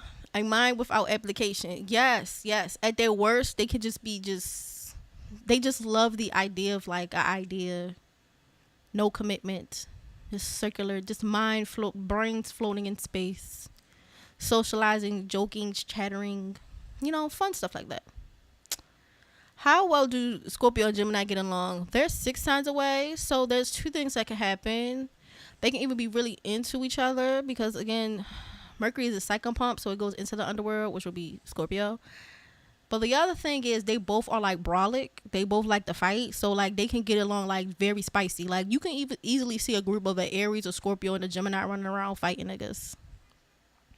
They have, all of them have like weird impulse. They're very impulsive. So like a Scorpio and a Gemini can be impulsive together. Not much on Libras. Yeah, Libras just love, they just, and you know what? I'm not coming at the air signs for being like light like that, but they have to also realize like making sure they're not being superficial or dismissive in their pursuit to like remain detached, because like realistically like that's not how life works. Like real stuff happen to real people, and sometimes them too, and so like them trying to dismiss everything and I don't want to be bothered or blah, blah, blah, like it's a little unrealistic, just a little bit. My child's father is a Libra. I'm a Gem sign. We get along good, and then it went to war. Yeah, because it's too brolic. There's parts of Libra that deals with fighting. Very nastiness. Like, very, like, scratch a bitch face. Same with Gemini. You know, it has a warfare star in it. So it's like, they're social, but they're very nasty. They're very vicious. So, Libra women are indecisive. They can be. That's why I said, like, they like the idea of thinking, I could just think all day. Like, that's the idea of an idea. Child, pick something. It's about discipline. Yeah, they just something. I don't think they have to stop thinking about ideas, because I think those are useful to society. Like, people have to be creative in their thoughts, but some stuff we should not do that with. All right. Because I've seen air signs sometimes play devil advocates in inappropriate situations. So, like, let me devil advocate your feelings. That's inappropriate and dismissive and weird. Okay? Don't do that. Don't do that. Somebody telling you how they feel, and you like, well, do you really feel like? It's giving gaslighting. Okay? Because when it's you and you crying, you want everybody to be for real. So, like, don't do that. But that's what I'm saying. It's like they just need a good outlet to just think about thoughts. Just sprawling into space with their thoughts, whatever that is. A club in New York banned Aries because they got into most fights. Yeah, the Aries do too much. They're very impulsive. So will Scorpio. They can be impulsive together. The air signs need to hear this. They do. They just love to think. And I love that for them. But, like, sometimes it's like, you know, let's move to the next step with some stuff. My mom is an Aries. I'm a Scorpio. We definitely butt heads. Yeah, they do. Because they both like to fight. They both impulsive. You know, Libra rising Aquarius sun, striving to get better, not detaching. Yes, child, them air signs will detach away. They float into space. I don't know where the hell y'all go. Y'all just fly out like a frisbee. Like, good Lord. I will say too, air signs need time to integrate information. That's why sometimes when they run around, I don't endorse it, because one, they're prone to troublemaking, but two, like, they haven't, like, sometimes they even detach from themselves and they're not necessarily understanding what's happening to them. So, like, sometimes you talk to an air sign and you like, do you understand what's happening to you right now, or blah blah blah, and they really just don't. They're not like water signs, where water signs are very emotional and they understand what's happening to them. Like, air signs actually, believe it or not, need time to integrate or understand the information and stimuli they took in. You know, that's why I say all that ribbon and run, I need you to sit down for me real quick. Like, I just need you to, I don't know, Fridays is your sit down days. I don't know, but sit down and think about the week. You know, just take a break, you know. Gemini having a war complex makes a lot of sense. Yeah, no, they fight. I think they have a star that's called, I want to say Aldebaran, and it's considered, I think, Archangel Michael. But yeah, they're very brolic. I know I came in late, but I'm a Taurus. How is this upcoming time for Taurus? If I already discussed, I will listen to replay. Oh, Carly, we didn't even get to that. We were running our mouths as per usual, and we did not get to it. And so now I have to hurry up and get through my notes. But no, we did not get through that yet. When air signs commit, they go all in though. They do, but you have to like get them to commit and understand what's happening to them. Because I'm telling you, they like frisbees. They float out in space, gone. You know. But yeah, so as you can see from October until March 2025, these go in order. So like after the zodiac sign Libra is Scorpio, Sag, Capricorn, Aquarius, Pisces, Aries. Now I will say sometimes full moons and new moons don't always follow the zodiac order like this. But these are the nakshatras that they happen in with Mula, Uttara Ashada, Shatabisha, Uttara Bhadrapada, and Ashwini is when it will end. And so we're going to be seeing all the things that we should learn through these. So like the next one, November the 1st, learning how to make messy situations beautiful. Learning how to go with the flow. Okay? Sometimes, also, Anurada is also a friendly placement. It's very friendly. It gets along with everybody. You know? Anuradas are going straight to heaven. They're very sweet. And I know people like a Scorpio. I'm like, no, there's parts of Scorpio. They're very friendly and very kind and very sweet. But yeah, that's something people have to learn, maybe. How to get along with people. How to make the best out of situations that are unpleasant. You know? Then we have Mula, which deals with the roots, the forefathers. K2, spirituality. Uttara Ashada is also seen like a fan with hiding a face or an identity. You know? Because it's synonymous with fans. And then we have Shatabisha, which is just a circle like how this is, but without these little stick thingies. Which channeling, being yourself, being unique. We have Uttatara Bhadrapada, which could deal with working hard and then ascending to higher ranks and potentials from working hard. And then we have Ashwini, which again, it gives you attention, gives you spiritual stuff. But then, like I said, the worst, you can see ghosts. But yeah, rising in prominence and power. All right. But yeah, I might come back and do these, but this is why I leave them up. So y'all understand, like, as you can see, is rise up. So when y'all say whatever the eclipse season, because eclipses are seasons. So you see it goes for about 6 months. Whatever you didn't get at the start, and then you get your ass beat through the rest. All right? So we have to understand what went on here so that we can get to here with success. And, you know, thank God we do have, like, new moons and full moons because it gives us a little bit of what we need to learn through the way. So that way we can get to here. Now, if you just lost the plot here, baby, you're not getting here because it's 6 months of hell. All right. Notice also they're in very close degrees. So this started in 9 degrees. At 10 degrees, notice they're very close in 9 degrees as well. So they keep hitting similar degree ranges too.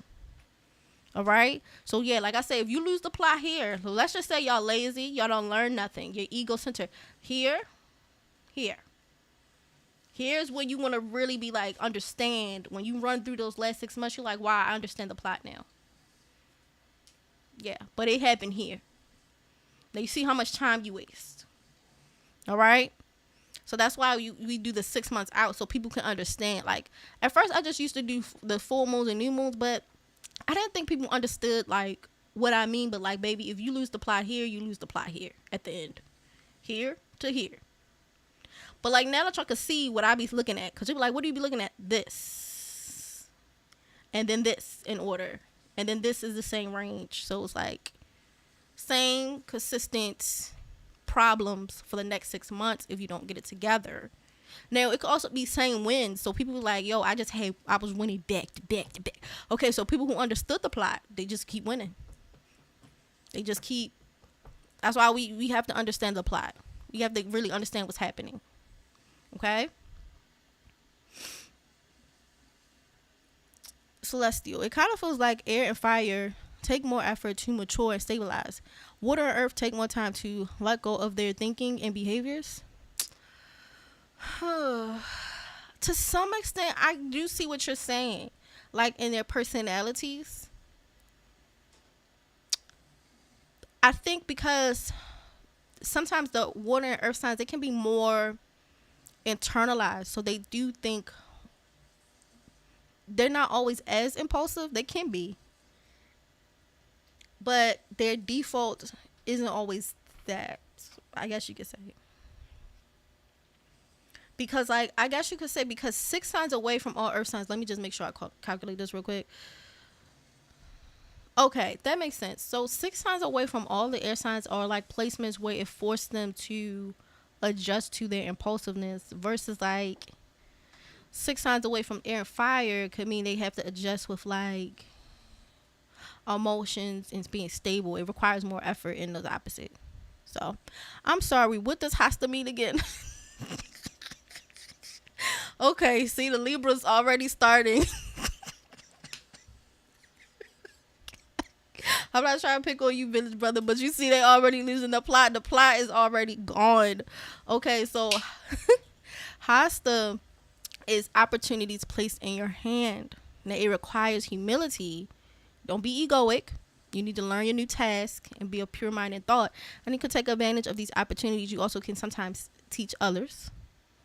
But it's opportunities placed into your hand. Sometimes it deals with thieves, so people can try to steal opportunities because like a $5 discount or like the 5-finger discount is also stealing.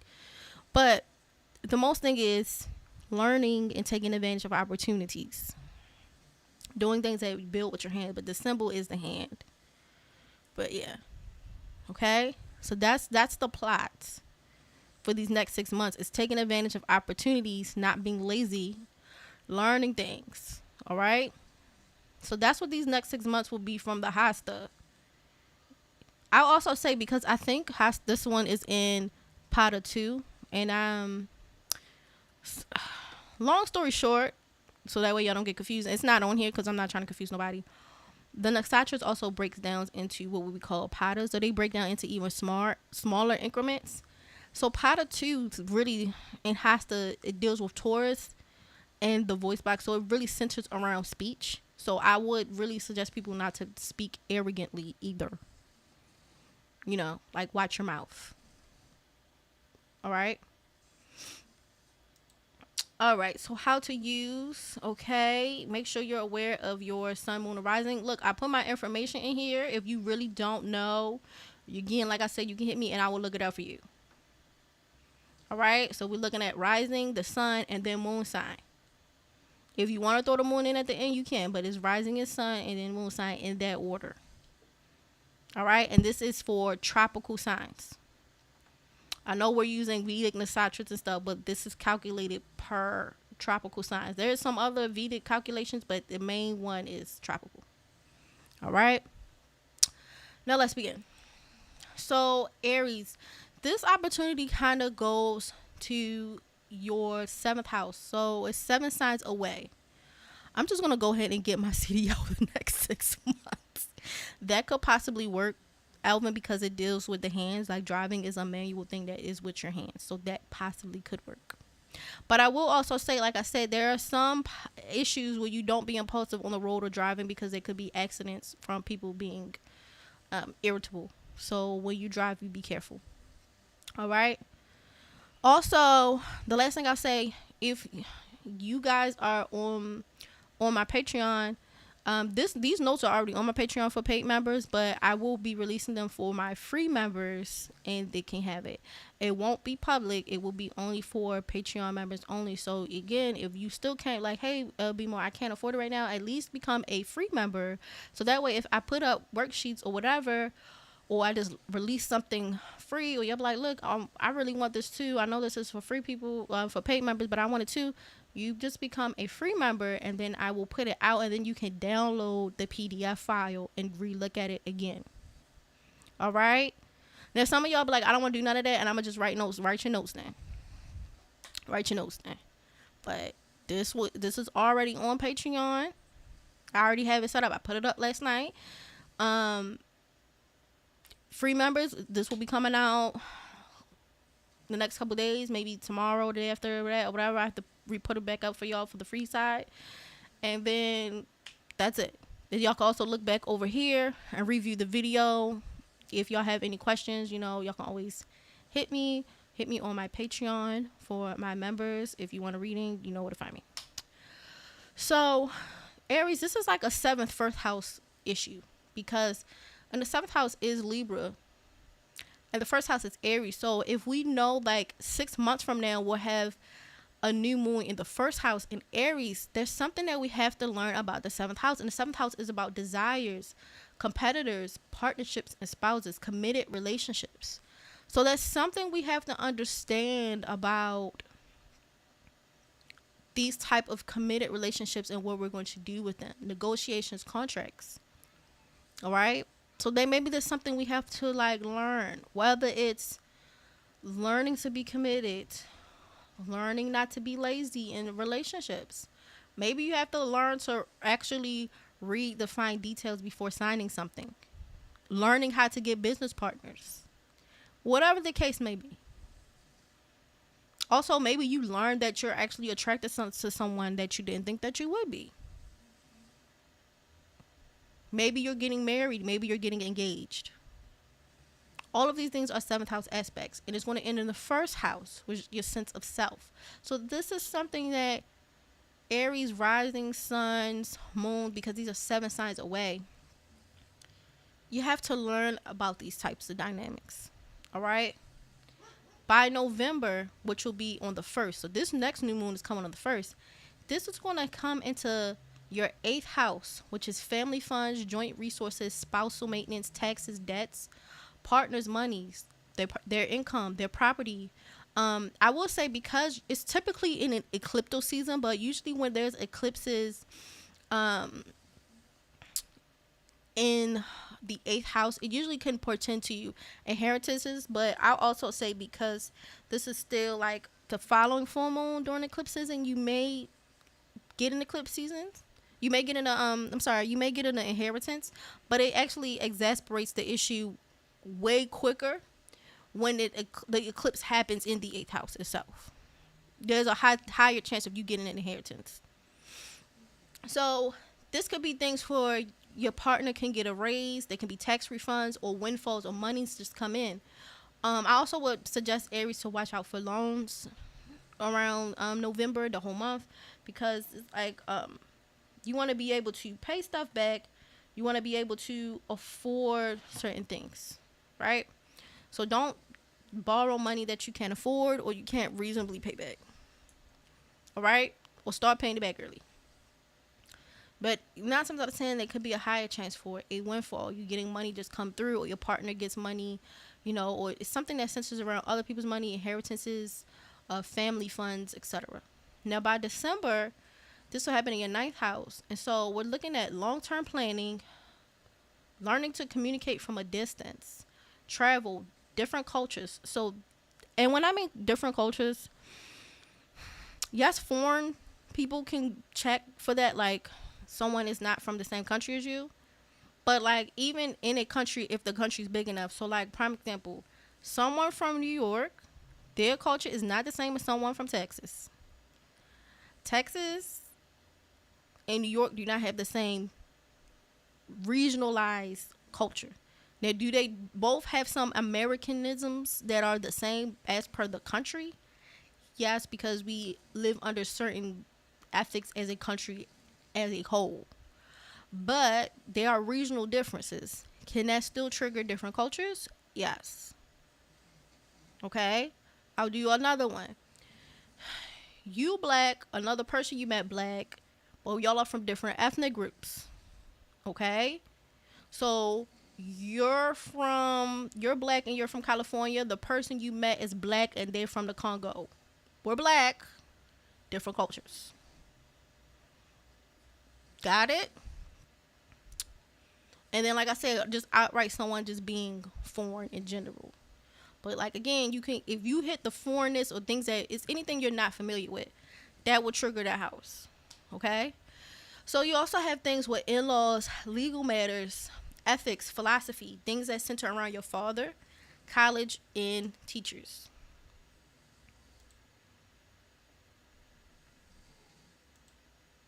Now, in January, this will happen in your 10th house. So this will deal with career and status. So you can have promotions, praise, things with the government and your parents. So all of that comes apparent for Aries placements around January. February, we're going to hit the 11th house. So this is social events, friends, networking, groups, teamwork, humanitarian efforts, group efforts, earnings, and older siblings, because the 11th house is one away from the 10th, which is your career house. So remember, the month before we got this promotion, and then the 11th we started to see maybe I'm earning more money now. I'm definitely earning more money now. or something that whatever happened here affected the earnings. Okay. Then we have the 12th house for March. Now, the 12th house is an interesting house. It is a moksha house for liberation, but we also have enemies there, secret desires, a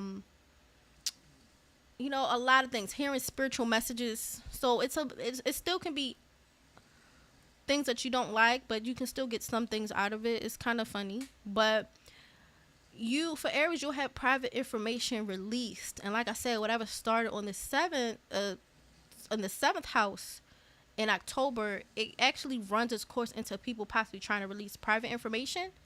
I also would tell you to review the past 6 months. So when you're having something that came from your first house, and we'll talk about Libra on the inverse, because the Libra is having almost a reverse issue with this. But review the past information, review the past 6 months, and see how you got to here, and do some forth planning. Like I said, if we start off on the right foot and be on point with learning, being humble, not gassing ourselves up, and just really just like thinking, like really put the thinking cap on. Put your thinking, when they tell you to put the thinking cap on, we should not be seeing some of this nonsense. You also have hospital or institutionalized settings like jails, churches, psychiatric facilities, anything that can lure you away from the world of like society. So like churches, you go in for a time, you come out, and you're back out to society. Same with jail. You go in for a time, you come out. So that's what I mean by institutionalized settings, that you go in, it's a suspended point of time, and then you come out. Okay? Now remember I said at the beginning, this could be a marriage as well. So like, let's just say you're an Aries person, you're trying to get married, right? Well, around March, which is 1 month before it starts over, maybe you see like you get married and you go to the church to get married. So this can also pop up with good things too. Like private information release could be like, maybe I make a wedding announcement that I'm married. Depends. Like I said, this can be happy or this could be crazy. Really depends. So like I said, hidden sides, desires, or talents, intuition, and solitude. So all of those things, again, like going away for a while, coming back out, intuition. But like I said, desires. So the marriage partner or the 7th house could be seen as desires. And so we see a culmination of the desires by being married or being in committed relationships. You just have to make sure that you're not committing to stupid things and stupid people. You also have April the 1st. Now, April is the start. We're starting to wrap around to the next eclipse season. This one will be in your first house. So all of this ended in your first house. And so this can deal with you having an eclipse in your first house for the next 6 months. This can deal with change in looks, habits, hobbies, exercise, possibly becoming more popular or notable. This will be a good time to review strengths and weaknesses and set goals. So that's really like the thing for Aries rising. Is going to start in the 7th house with partnerships, commitments, marriages, these types of things, competitors, but then it ends in the 1st house too. And so you want to be able to take advantage of the more positive aspects of these things running through your house. All right. Now, depending how you handle it, as you can see with some of this stuff, it can go either way sometimes with some stuff.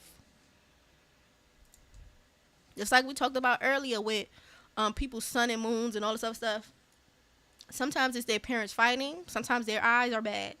Sometimes they have low self-esteem, or they inaccurately assess themselves, whether it's like grandiose narcissism or they think too little of themselves. But you see, the gambit is it's wide. It's wide as fuck. All right? All right. Now, if you want to use other... Not to confuse y'all, but if y'all have any other planets y'all want to try to do this with, it technically will work, because Aries is 7 signs away from Libra. So technically, dealing with the gist of this and running it through would be 7 signs, and then it would close the gap with 1 sign as it ends on the next eclipse thing. Because let's just say you had Mercury in Aries, this full moon, this new solar eclipse or whatever, this new moon / solar eclipse happened is 7 signs away, and it's going to close the gap anyway. So let's just say when the Aries solar eclipse happens, your Mercury will be tied back into that too. So if you want to try those techniques, you can, but I never really listed, because again, like I said, that could be confusing for people who are just trying to figure out their rising signs. But yeah, any Aries placement could deal with this, or any of the other signs could deal with this. Just so we're clear. But I don't never say that technique because I don't want people to get confused. I'm like, I thought you said. Look, go for rising signs first. It's way easier. All right? Okay. Any question, Aries? Anybody with Aries placements, sun, moon, Rahu, whatever. Even if it's not sun, moon, or whatever. Any questions before I move on to the next sign?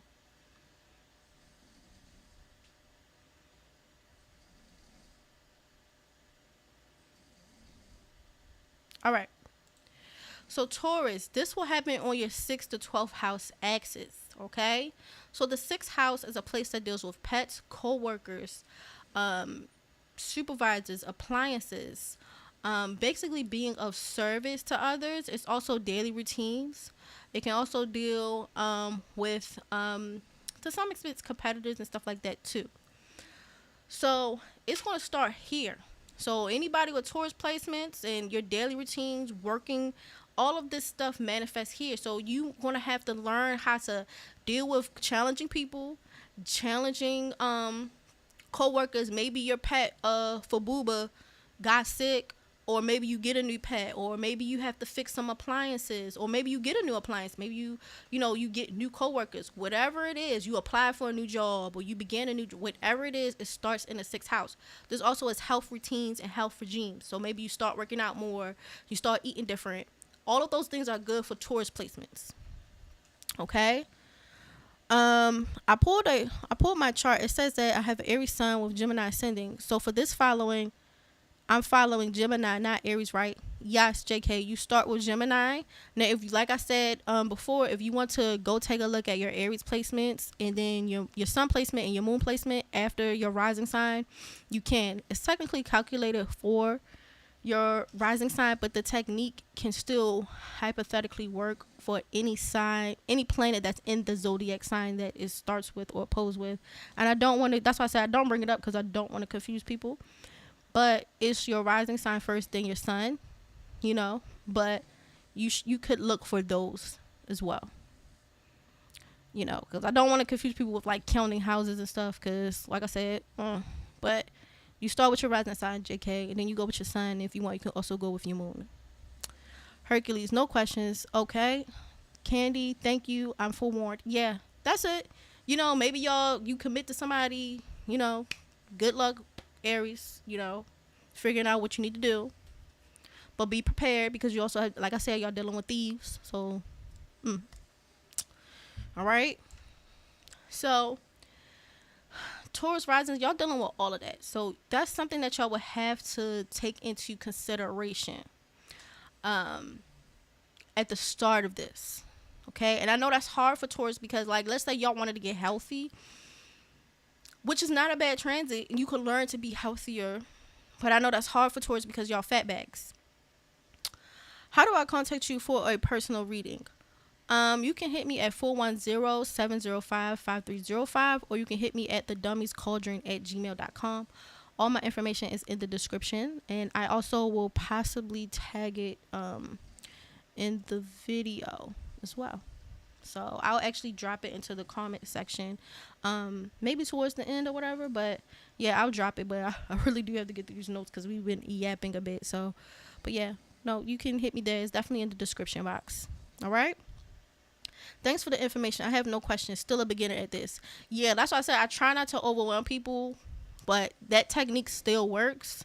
So if you're advanced or enough to understand whatever happened 7 months ago, whatever planet is in the sign, and it maybe isn't your sun, moon, or rising, will still be in it as per the transit. But again, I don't tell people that because I don't want to confuse them.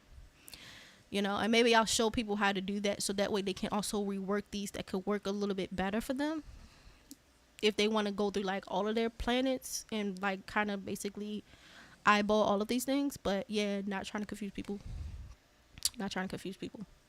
Yeah, so maybe, I don't know, I'll teach people that technique maybe a little later, how to do that one. So, but we're going to stick to the basic techniques, which is like rising sign. Let's figure that out. Sun sign. Let's figure that out. Moon. And we'll work our way up to all the other planets and things. Okay. So this November, which will be on the 1st, because that new moon that's coming is on the 1st. This will be in your 7th house, Taurus. So again, this deals with partnerships. So because you're one after Aries, you're going to deal with things a little bit behind Aries. So you're going to have to deal with partnerships, competitors, spouses, negotiations, engagements, marriage, and also just committing to things, committing to your desires. Sometimes it's a person. The 7th house could be a person, like spouses, but it's a committing to whatever the desires are, because the 7th house is a house of desire. So you want to get in shape, you want to eat better, you want to go for this job, maybe you want to do stuff with pets or whatever, but you actually have to commit to a Taurus, right? Which isn't horrible for Taurus. Once they get, starting them off is hard, but once you get them going, they can keep going. Then we have December, which happens in the 8th house. So again, this is family funds, joint resources, spousal maintenance, taxes, debt, partners, money, income, property, inheritances, raises. You might have to pay a debt off or taxes off or something by December, which is cool. But I actually would suspect for you to start now. We in November, just start paying off stuff now. Just pay it off. So that way you don't have to worry about money coming out. Now, you still might have some money coming out crazy, but you can at least save. If you feel like you suspect money coming, there's going to be either money coming in, or you might have to pay like a tax or debt, or maybe it's like your credit card, whatever. Start now. So that way you're not sideswiped by December. Because December could also even be like, I'm preparing for Christmas and I'm about to ring up this whole credit card situation, or, I'm about to pay this to, set up my situation. Whatever it is. You should be careful of loans and all this other stuff, but I actually would tell you to try to like handle all of that. So that way December is a bit of a breeze. Maybe you should start getting some stuff now. So that way everything is not jumbled up on you by December. January, we have it in your 9th house. So this is where you get into long-term planning, traveling, different cultures, in-laws, legal matters, ethics, father, college, etc. Which honestly, most Taurus risings tend to get along with their fathers. They usually, they can get along. Maybe their fathers are very hard on them, or like a lot of discipline. But it's not like their parents like dislike them. They just want them to understand what hard work is, or they're very strict. Let me say that Taurus rising tends to have strict parents. Not like. Less some other things saying like their parents are like straight evil, but their parents tend to be more strict. February, this is when we have like career achievements. So we have career achievements for Taurus, and we start to see this peak. Then we have by March, the 11th house, we get social events, networking, groups, humanitarian efforts, earnings, issues maybe centered around older siblings. By April, the end of this is in your 12th house. And so the 12th house, it's kind of a little bit behind, like I say, Aries, but we're starting to see some of a culmination of situations come through the next 6 months. And by May, you're going to have a new moon in Taurus. So you're going to get maybe some private information released, or it would be wise for you to review the information from the past 6 months. Understanding what your desires are, your talents are, what your intuition is telling you. So, like, if you felt like, you know what, Jessica been straight a B for the last 6 months. I started this job and I didn't feel her in the first month, or, I told somebody something and they released all my information a few months ago. Trust that. Because it will come around to, like, low-key bite you around April. So whatever you started here with coworkers, job, service, whatever, trust that intuition and really center on this, because this is really like wherever this starts at is really the pinnacle, like the core of what the whole, like you didn't talk about like Voldemort's Horcruxes. So where you have that eclipse, that's the Horcrux. That's like the real center. That's the whole hellhole from Buffy.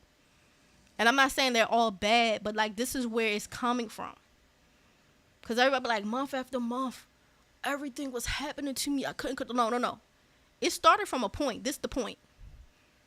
Whatever the first one is, that's the damn point. Now, you might have missed the point every month going down. You missed all the other points. But this is the main point. All right. Any questions, Taurus, before I move on to Gemini?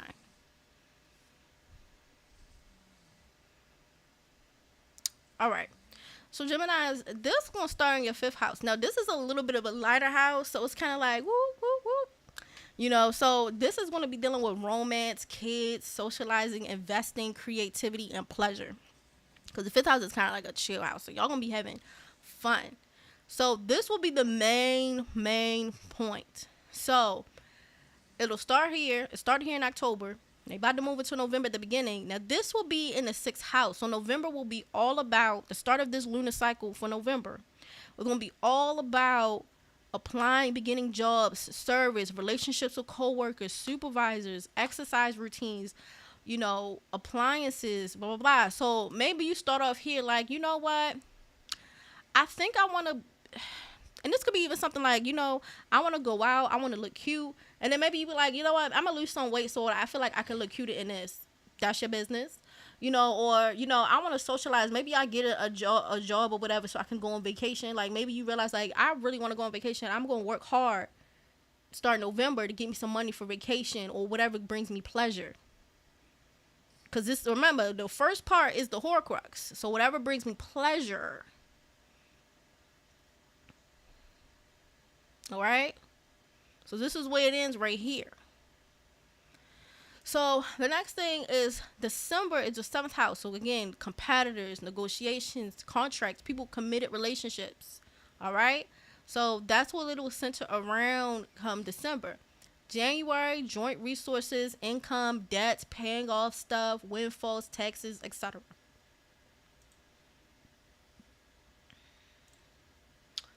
February, long-term traveling, long-term planning, communications, traveling, legal matters, ethics, teaching, etc. So again, like for Gemini, because it's kind of Mercury sign, maybe you start a class here, maybe you start college, whatever, however you're going to tap into the energy, this the energy, right? Now you can do what you want to do with it, but this is where it's going to be at. March is going to be in career, so some type of career peak or pinnacle kind of happens here. And then April, you're going to get networking abilities and earnings. You maybe even go over your goals and see how well you tap into them. So like I said, Gemini is pretty not that, it's not that bad. Again, like I said, it's going to deal with romance, kids, socializing, etc. Pleasure. It's mainly going to focus on that. But again, like I said, you have to take the opportunities in hand to really get a hold of that, because it ends in the 11th house, which is earnings, how much money you're going to earn. So like if you focus on, like, maybe you take a hobby and you make it a job or something, I don't know, but it does work out for you. Social events, friends, networking, I don't know, maybe you throw your boyfriend or girlfriend a party and it's right here, like I don't know, whatever it is, that's the opportunity. If you take advantage of it, cool. If you don't, I guess, girl, but but it's pretty much a pretty fun little transit for you. The only thing I say about the Mars squaring in Cancer is Mars in Cancer tends to usually mean like infighting with family. So like that's the main thing I would say about Mars in Cancer, because that'd be the main issue, because there's no really ease coming out. So we can say Mars is action that needs to be taken. It also can be like where the challenges is. It's not an opposition per se, but it is a bit of a challenge. So Mars in Cancer could be traveling abroad, being well off, intelligent, maybe some self-centered problems. Again, like I said, don't be self-centered. It's not going to help you. It's not good for Hasta at all. All right, Cancers, you're next. Geminis, if you have any questions, please let me know. Now, Cancer, this is going to start around your home, relatives, family, right up in here. This is the whole point, which is kind of like right up your low-key, right up your alley anyway, because y'all kind of like homey family people anyway. So it starts there in October. Now, November, the one that's coming, this is going to move over to romance, kids, socializing, investments, and creativity and pleasure for you. So that's what will be November. Now, December, you might apply with a job. You might start a routine. Whatever it is, you're going into being more locked down and serious. Like, you're about to, like, lock it all the way down. By January, we're getting into like partnerships, negotiation, contracts, marriages, etc. February, we're going into joint resources, funds, taxes, income, whatever it is working through money issues, particularly like your partner's money or other people's money. March, we got college, we got philosophy, fathers, long-term planning. So whatever it is, we're planning from this point. And in April, it ends in career and status and promotion. So whatever you worked out at home with your family or whatever, it ends basically by something that deals with career and reputation and parents probably. So it ends with you hyper focusing on that. But the main plot is for you to be able to get there. It's the home and parents and family, roommate, whatever this is, relocation. You have to really center and get this together. You're going to have to really focus and get that together to really tap into that. All right. Any questions, Cancers, before I move into Leo? Great. So, Leo, this really centers around your third house. So, this is siblings, neighbors, friends, relatives, community, arts, desire, meals, projects, errands, communications, tests, documents, trips, ideas, and learning.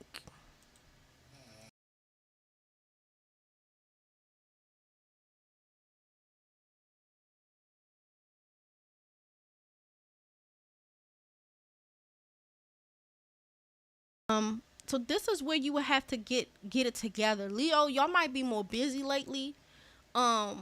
Running around trying to get stuff together. I don't know, maybe y'all eating more, like, I don't know, y'all Leo moons or whatever, y'all eating, probably eating more meals, dealing with communications, taking trips, trying to take tests. So people who have Leo placements, that could be a major center issue, particularly rising.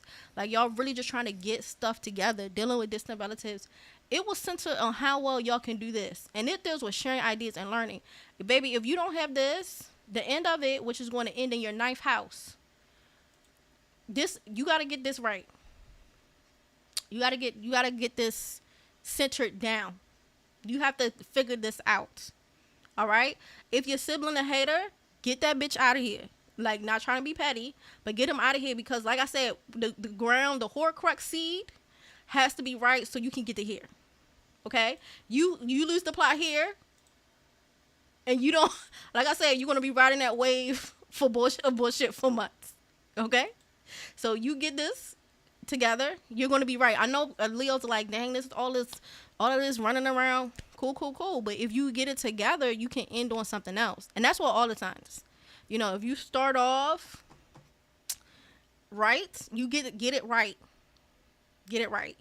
So like we talked about, like with Geminis, they start off with relationships. So like if you fighting with your boo, Aries, if you fighting with your wife, your husband, listen, we have to start off right so we can ride the wave right. You feel me? Foundation building, precisely. Like you the wave crooked, you crooked. So hopefully y'all understand that, because like riding, like some months may be harder than others. I'm not gonna lie. Some transits for like maybe December was harder before, but like the point is to start off correct so you can ride the wave easier. Even if you like, I didn't follow all of the transits to the T. I would have wanted to, but like I start, like the point is on point.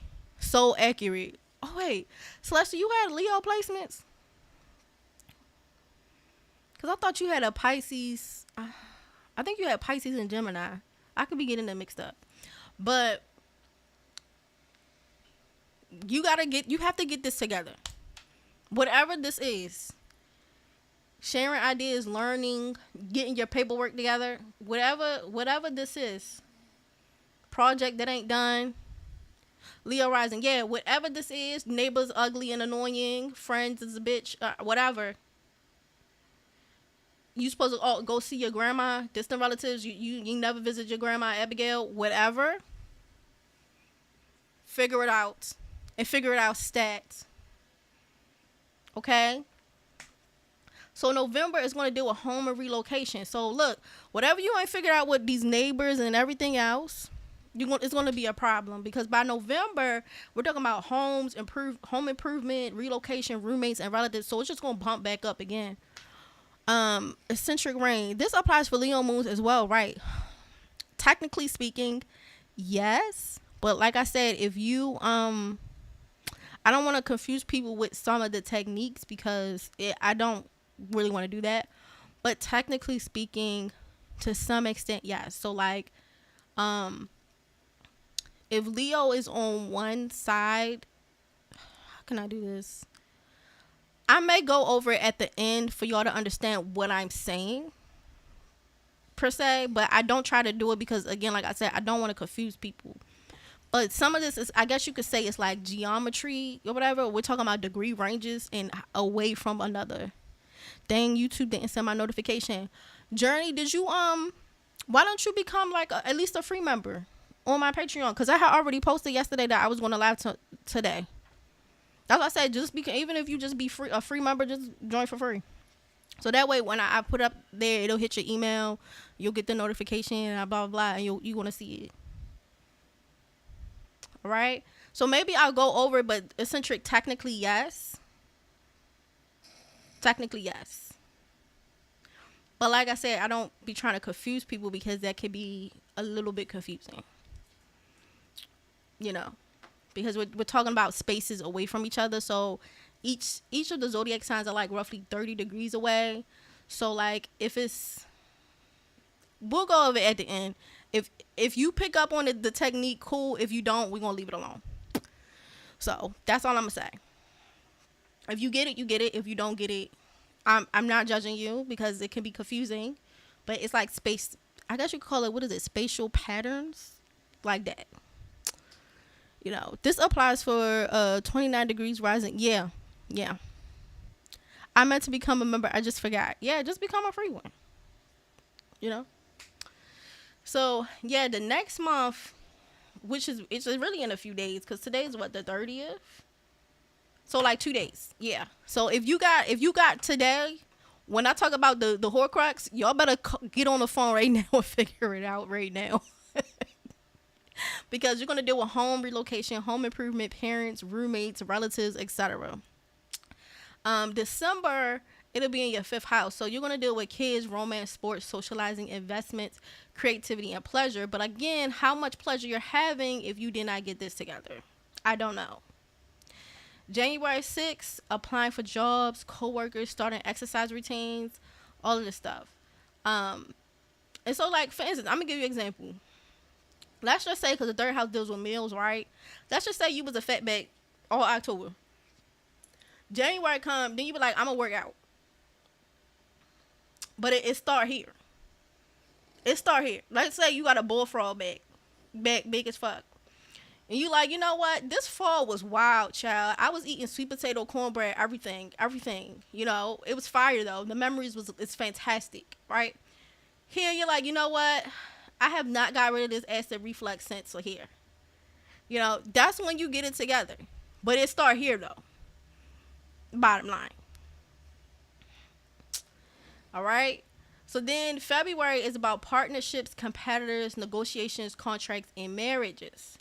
So again, the competitors or whatever, it could have came up from over here. Maybe your sibling hating on you, your neighbor trying to beef with you, whatever it is. Like they coming up to you like a flood. You know, when they say the enemy come like a flood, sheesh. You know, they all coming. You know, but you didn't check your cross-eyed cousin Shantae at the Halloween Harvest Festival get-together. So now you're here with it. You're here. You're down here with it. You already got about like, what, 1, 2, 3, 4. You're 4 months into the bullshit. You know, you should have got her ass here. You should have told her that she couldn't keep a man, but you didn't. So now you're here. All right? Now your man, the 7th house, is engagements. Now he proposing to you, but then now she's still mad at you. Because you didn't tell her about her little huzzy business. Okay? Your attitude sucks. Get out of here. You know, but that's y'all see where we're getting at. It just progressed down. These are our hypotheticals, but this could be real things. You know, maybe you go on a trip, right? Because the 3rd house is a short trip, but maybe you supposed to negotiate and have some contracts together, and you ain't have it together. So, maybe you go on a trip, and the people you was going to go on a trip with, they fell off on you. They ain't coming, or maybe the travel agent is a scammer. You know, I don't know. But this have to be on point, though. Whatever this is, get that together. All right. So March, we in the 8th house. This was dealing with the taxes, paying for family friends. Child, I must have been tired as hell. Why I got a equal sign right here? If y'all get anything with typos, y'all gonna have to just excuse it at this point, child, because I be just typing and cross-eyed. But yeah, windfalls. Sorry, y'all. I'm laughing at these typos. Look, I must have been tired as hell. But yeah, so look, whatever, whatever you ain't paid for, pay for it here. Now maybe you have fucked up on your taxes for the last 2 years, and now we here. You gotta pay it. You gotta pay it here. You know, that's what you need to do. And in the end of April is long-term planning. Communicate from a distance. Remember, you stop talking to your cousin. She has to communicate from you from a distance, like from behind, girl. From my back, girl. And then you get to travel, see different cultures, college, and all of these ethics. It changes your philosophy on stuff. Like, I knew not to trust this bitch. I've been in like my cousin since the 3rd grade. But yeah, because in the 3rd grade, she killed my frog. And I still ain't liked her. But, you know, my mama told me I had to invite her. Because it's her favorite sibling daughter. But I still don't like her. You know? Channeling hard. Look, it be like that. I'm just giving y'all an example. That's how the ish be. And then you call me and say, what can I do? And it be right here at the end of it. And I'm like, well, what happened 6 months ago? And then here you go. And then you call me here and say, help me.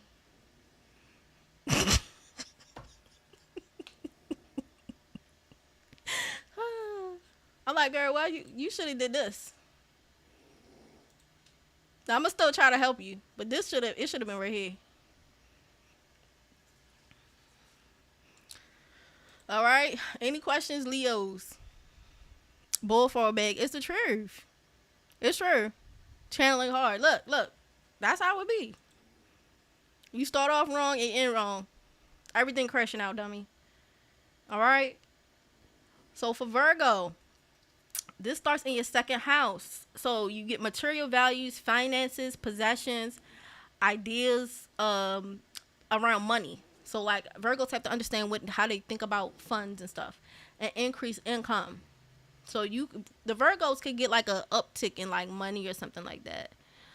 So it starts here with your finances. So Virgos, if y'all crash out at the back, it's because you didn't start off right here.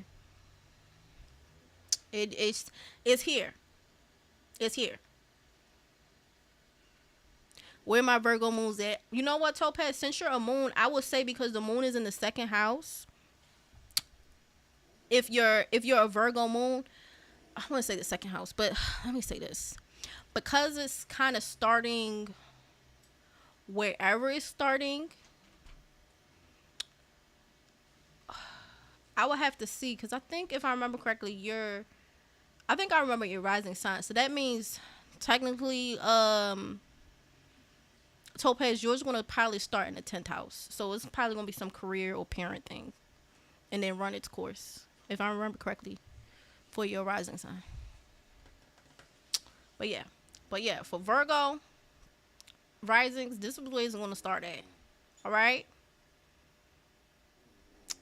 Now, here, the next couple of days, you're going to have to deal with siblings, neighbors, friends, relatives, projects, documents, or whatever. So when you get the money, this is not going to be hard for Virgos, though. Or if you have a Virgo placement, when you get the money, do your paperwork. All right. Do that. All right. Figure this out. Complete your projects. Run your errands. December is going to end with home, family, roommates, etc. January is going to end with creativity, love, and pleasure. February, you're going to be doing stuff that deals with like jobs, service, relationships, co-workers, exercise programs, and repairing things. March is going to end your 7th house. So you're going to deal with spouses, contracts, competitors, marriage. At the end, because again, we're dealing with your money. The end, you're dealing with your partner's money or family funds or paying taxes, loans, debt. So let's say you get the money, your paperwork ain't right. Here you have to pay it back. You know, or if you do this right, you get the paperwork right, then here, maybe you get a windfall and maybe the government owe you a tax refund or something. But here is where you should be focusing on. You understand?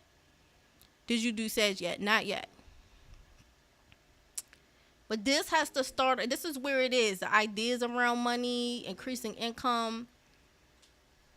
Because it could be you owe money or the money, somebody owe you money or something like that. But this have to be right first. Okay, Virgos? You fuck this up, kiss that goodbye.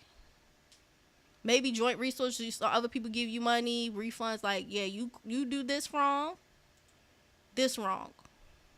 All right? Any questions, Virgos?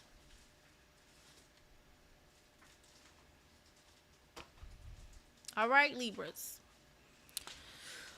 So, Libras, this is going to occur in your first house.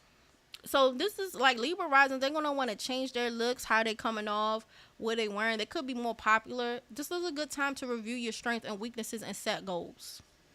All right? Figure out what you're going to do with yourself. All right? Now, in a couple of days, you're going to have a second house. So, you can have an increase of income and possessions that come towards you. Figure that out. Don't spend all of it, but figure out how you want to do it. Maybe you get a raise or something. December, you're going to deal with relatives, documents, tests, running errands, etc. Maybe people going to have Christmas at your house. I don't know. January, you're going to deal with relatives, relocation, or dealing with home matters. February, you're going to be in romantic pursuits, pleasure pursuits. March, you're going to be applying for new jobs, service, relationships with coworkers, pets, etc. And it's going to end with spouses, competitors, negotiations, and marriage and contracts. Now, notice for Libra and Aries, it's the reverse.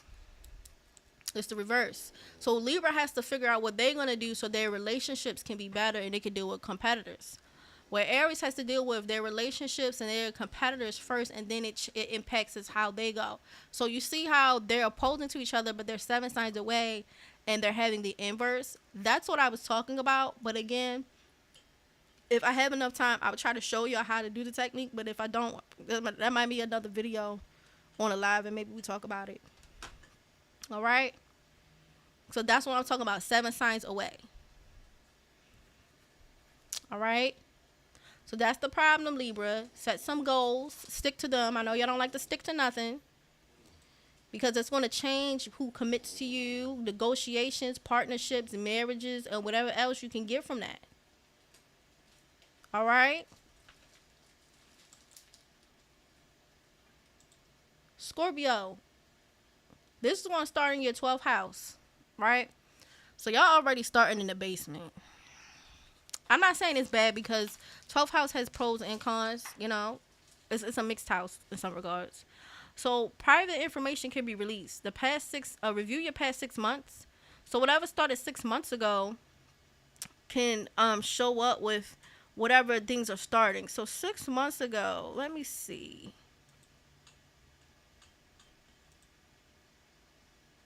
That was what? April? 3, 4, 5, 6. Yeah, April. So whatever you did in April, it's centering here. So read your past 6 months, because November, the new moon is going to be in your first house. So this deals with hospitals, institutional settings, jails, hidden sides and desires, talent, intuition. So like I said, secret enemies, secret fantasies. I don't know. Maybe you want to get spun on your head. Whatever it was, it started in April. Now we're here.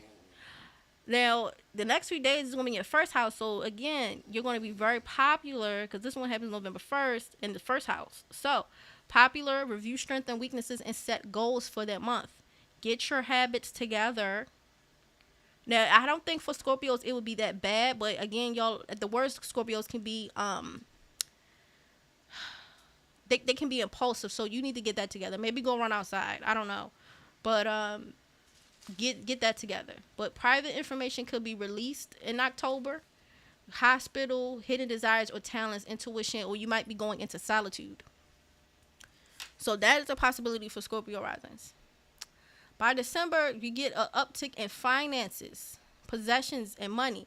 But if you set your goals up, this could definitely probably happen.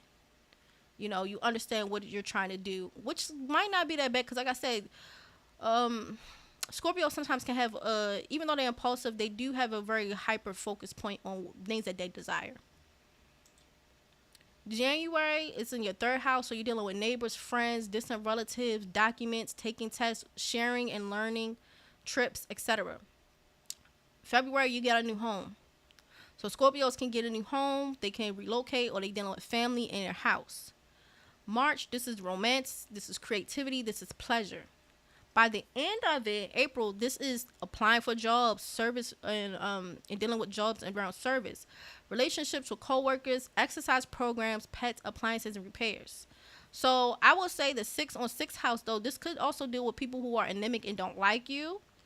So like I said, with the 6th house, like I told Taurus, it deals with competitors. It's the other way around. So you might end up getting a new job because of some stuff that happened, or, you know, you might not F with nobody and then you just do something different. You change your whole routine. But either way, you're dealing with competitors too. So Scorpio have to understand where they can take advantage of these types of things with people that don't like them. All right? Because the 6th house is slander. 12th house is secret enemies. As I said, hidden sides, hidden desires. Someone not liking you is a hidden desire. You know, whether people look at it like that or not. You know, sometimes it's like they fantasize about you, but fantasies can go a lot of ways. Like, they can fantasize about smacking your ass, but it don't mean that they want to be with you. You know? But it really just depends. Nail this down.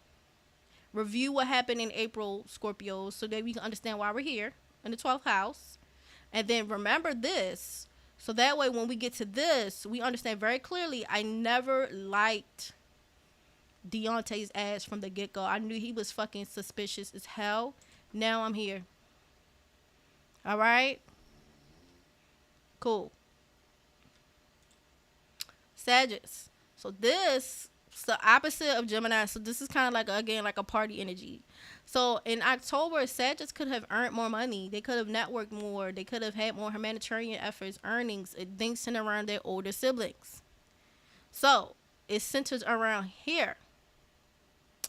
Now, whatever you don't do here is going to end here. Okay?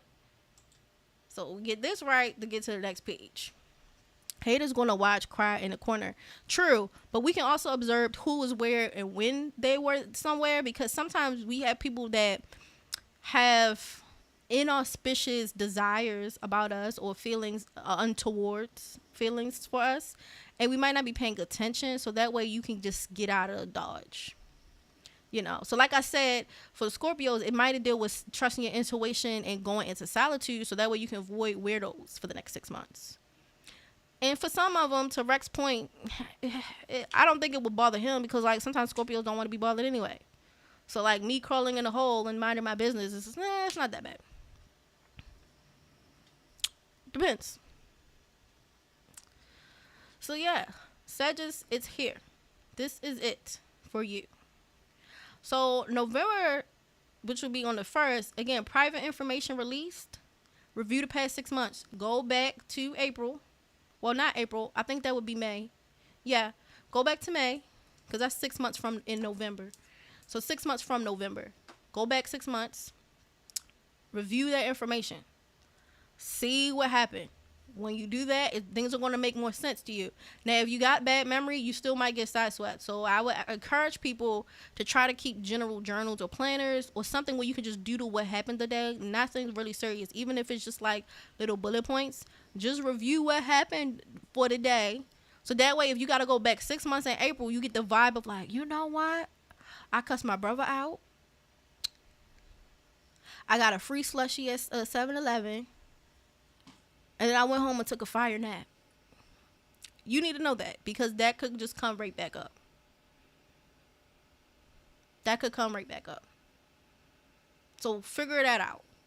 You could be dealing with people in the hospital, institutional settings like jail, churches, you know, etc. Hidden desires or talents. Okay, and intuition, and solitude. So all of those things, you want to creep off on somebody, you don't want to be bothered, that all can pop up. All of these things can pop up. All right. Brex, yes, I've been feeling like I'm going to my hole to disappear for sure. Yeah. The next 6 months, you might just want to crawl off and just dip on people that don't want to be bothered. You know. But that's, for Sag risings, this it right here. This it right here. But like, you see this? Review 6 months. Do that. Do that. And you want to know why?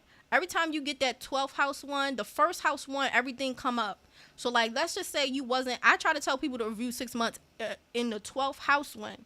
So, that way you can get it. Because the first house, that's when whatever information was secret, that's when it come up. So, that's why I tell people in the 12th house one, you review then. Don't review when it's coming to your face. Because it's already out now. You already got caught unawares. You want to catch it here. Not here. That this don't make no sense. This make more sense. This make a hell of a lot more sense. Okay? Oh no, not institutionalizations. Yeah, sometimes it could be churches, you know, but anyway, any place where it takes you away from society. So hospitals, you go in, you come back out. Jail, you go in for a period of time, you come back out. So anything that facilitates that's not like a hospital, prison, whatever, church or whatever. If you have to do that, then it counts as institutionalization. Like you go in and then you come out. If it qualifies for that, then that's what it is. It takes anything that takes you away from society for a period of time and then you come back out. Just so we're clear. Because maybe you got something wherever y'all at and it's technically don't fit that, but you're doing something that is suspended time and you come back out. Keep that in mind. Because that might actually hit the requirements for institutionalized settings like this. All right? So December comes, then you get a change in your looks, you become popular, you ruin your strengths and weaknesses, you can set goals. But again, like I said, by the first, all the information, whatever was secret information here, because it can be released here, but then stuff started to make more sense here. So I try to tell people hit here, not here, because this makes more sense than this. All right? Can sitting in my room with the blinds closed in the dark count? To some extent, yes, because it's a form of solitude. Like if you're alone, then yeah, it would hit the solitude mark right here.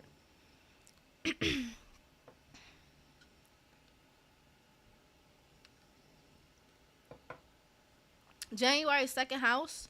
So again, material values, finances, possessions. Examine your ideas around money. You could have an increase in income. So you need to understand your values around finances, but it starts here because remember your earnings already started to go up. You're getting more friends. You're networking. You're setting goals. You have things around your older siblings. This started in October. Humanitarian efforts. Maybe you started, donating at your local shelter or whatever. You started a service thing. Somewhere you're of service to others or dealing with themes of being of service.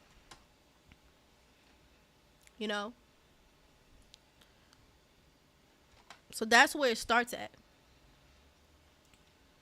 February, you're running errands, you're dealing with siblings, community, desires, meals, whatever. It's starting around February. March, you're relocating, you're doing home improvement. And then by April, it's dealing with pleasure, investments, and socializing. So maybe you take your earnings and you invest it in a CD account for maybe, 1 year. I don't know. This is just a hypothetical thing. So you took your earnings and you did that, and then now you have an investment, Not work. I walk in when I walk in on, you know what, kid, it's really you, because nothing, we ain't talking about nothing but this transit. That's you. But for the most part, Sagittarius can tend to have a more, a good time. Y'all don't have it where it's like it should be too stressful. It's the in-between that's going to get you. But like starting here and ending here ain't that bad. But it's the middle part. Do y'all get what I'm saying? So like just say a hater, because this could possibly be a hater transit. If a hater come up on you after this, You nip that in the bud. But yeah. Maybe you socialized, maybe you was talking to people, you said something in the group setting, and then they told your business come November. I don't know. But it's not that bad, though. It could be worse. It's just the in-between. All right? Let's see. With my sun and Mercury in the 12th house, Venus and Pluto in the first, how can this personally impact me? I feel like, okay, if your sun and Mercury is in the 12th house, first of all, Mercury in the 12th house is kind of funny because it can make for some nervous energy, and it makes people, it's at worst, it can make them insecure. So figure that out. Try to get your nerves under control. If you need a nerve vine, and one of the nerve vines I always recommend to people, because most people have it in their house. Just if you have rosemary, just brew it like a tea. Like, you make it like tea. You know, you get the little sticks out and just drink it. That'll keep your nerves down. And most people have rosemary in the house. You use it for like chicken and whatever else they use it for. Just brew some rosemary to calm you down. Chamomile will calm you down. Stuff like that. Keep your nerves down. Turmeric can sometimes calm people's nervous systems down, especially if they're dealing with a lot of inflammation too. Keep your nerves down. The sun is there. Again, that can create a lot of insecurity and a lack of vision. When you're dealing with fear and nervous energy, it doesn't keep you from seeing things clearly. Now, Venus and Pluto in the first house, that makes for somebody who's very popular. But again, Venus and Pluto can make for people who are very jealous and envious. So you have to keep that in mind when dealing with this. This is going to start in your 11th house. So you have to understand, passion flower, yes, it does work. You have to understand, by the time it gets to your first house, by December, you know, the hate train might have already started, and you don't want it to get away from your ass. Now, Pluto and Venus means that you can, depending how it's aspected, you can manifest or get, like, I guess you could say, the law of attraction very easily. It depends on a couple factors, but for the most part, Pluto and Venus is giving law of attraction. It's giving very extreme popularity. But you got to keep that under control, because this is already starting in your 11th house of earnings. All right? So that's something you have to consider as it's traveling down to your first house in December. Because by December, you're going to see it. November, you're actually going to see the nervous energy, the anxiety show up by November. Because they're going to start migrating into your 12th house. All right? So it's not horrible. You know, the 12th house also with, like, the sun.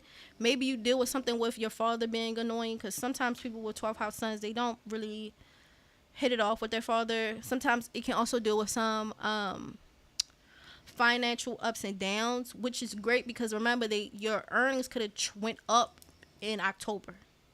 But by December, there could be some issues, because the sun is there. The sun is not strong there for earnings. Like, it creates where you might have to work harder. Work hard for your achievements. Now, what I will say, though, I do remember seeing your chart, Topaz, and you do have things where you can make more money with foreign aspects or working abroad. So that's the thing, or like trying to make work with foreigners, tapping into foreign markets. That's a bit better. Now, with Mercury in your 12th house, it can give some, like I said, nervous energy, lack of vitality, insecure, and stuff like that.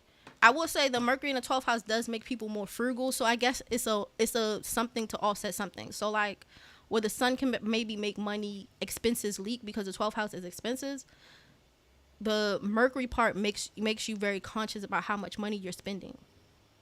So sometimes, like, even things that would necessarily seem good, it can kind of offshoot other houses that other things in houses that people don't prefer. That's why I prefer to try to think of things like nasty with nasty versus like, this here in this place is just bad. I'm like, no, if you're looking at the flow of chart, if someone has a chart where they can have financial ups and downs, and they have another part where it makes them very almost neurotically focused on saving money, then that will be a blessing. Mumu, yeah. That will be a blessing. So you have to think about it like that. Like, what is the chart saying? Do you get what I'm saying? Like, not just, oh, this is inherently just bad. Like, depends. You just take the good with the bad.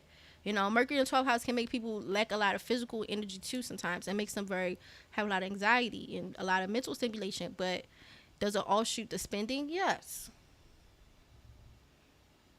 Which could be great too.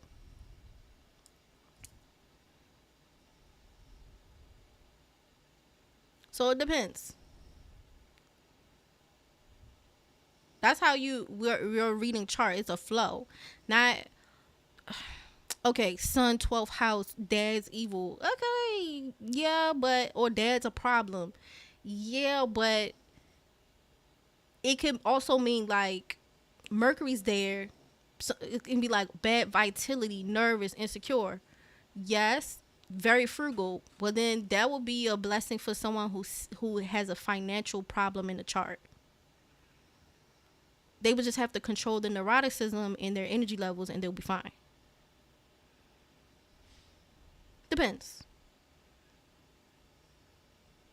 Because sometimes bad things are a blessing too. I know people don't like think of charts like that, but they do. They sometimes the good and bad things make a blessing come out of it. You know, they just have to mitigate some other little things about it, but it's not that bad. Because too much good things don't mean that it's a good chart. Like, you could have too much good things and then not amount to anything at all. You could be lazy. There's actually like a whole thing about people with a lot of ease in their chart, and maybe they earned it where they could just be lazy, but they be lazy. And then they don't really get nothing done, or they don't really have any desires and ambitions, which is cool. But maybe they earned that. But it doesn't necessarily mean like it's a blessing, because sometimes too much ease can make laziness and also like forms of debauchery. Sometimes things can be articulated as that. So I think it's not always what people think it is. Like, you want to try to understand the psychology of the planets, understand the psychology of who you're looking at in that chart. What is that chart trying to tell you? What is that chart trying to tell you? Now, I'm not gonna. I actually know Topaz chart, so I'm not gonna like go all the way in Topaz business. But like, that's what that tells me. I'm not gonna be doing that. But what is that chart trying to tell you about who they are as a person? Their psychology, how were they born, or how were they conceived? How do they see their parents? How do they see their family? You know, it's not always like a bad thing. Because sometimes the nastiness or nasty nakshatras, nasty planets, or things that would seem like demonic or evil, sometimes they are a blessing, because if someone is going to be born into nasty, something quite ferocious or nasty, because remember we talked about earlier, some people don't have good childhood, so they're going to need every nasty bit of thing they can get to get out of that. You don't want somebody with soft placements and like they're dealing with like childhood problems, and y'all know how far childhood problems can get. They dealing with a lot of wild adults, and it's not ferocious enough. It's not malicious or malevolent enough, because they're not looking at the chart. They're not going to have an easy time, so they're going to need every type of thing they can get to get out of there.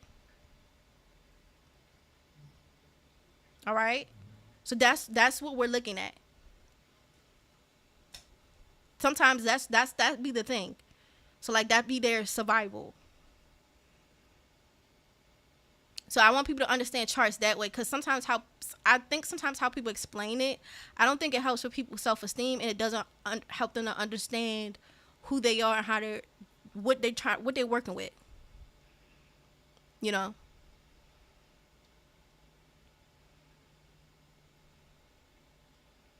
These are different placements.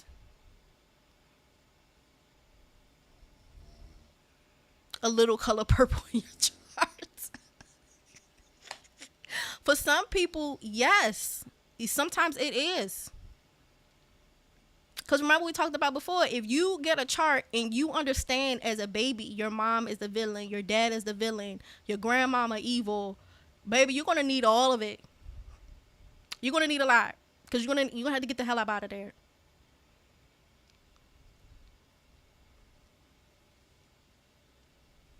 So I want people to change like how they think of like what's good, what's bad. Like no.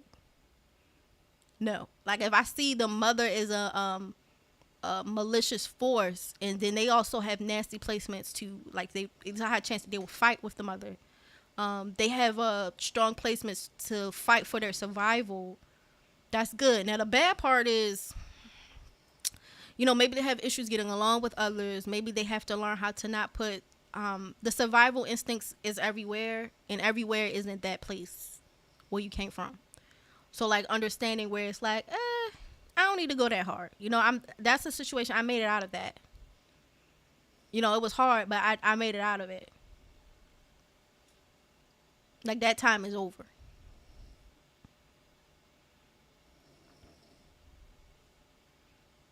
Because that way we can be removed physically from a situation, but we're not necessarily free. We're not liberated from a situation. We're just physically out of it. We're not necessarily liberated.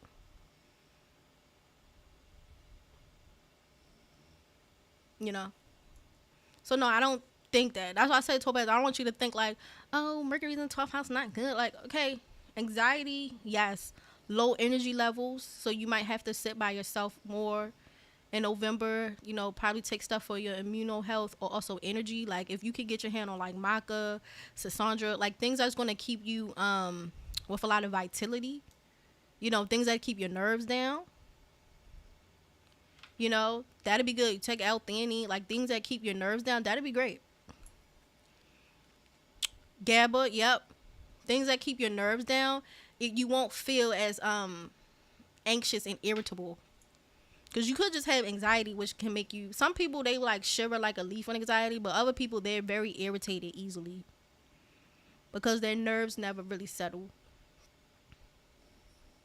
Yeah, I don't need to kill a fly with a bazooka. Precisely, RE. And that's something that people have to learn. But I don't think it's like horrible in the ways people think. It's called the color purple because you gotta go inside a motherfucker. It's funny. I never forget BMORE predicted that my dad went to jail all for one placement I gave. That's when I was like, oh, she know her shit. Yeah. Like, honestly, that placement means that it is a high chance you would not get along with your dad. And I'm going to be honest, because of the rising sign you have, usually people get along with their mothers with that placement. But because you have a malefic where some of your mother stuff is, it makes it hard to get along with her too. It's really because you have a malefic placement there. It makes it hard to get along with her as well. If that wasn't there, you would get along with her. Unfortunately.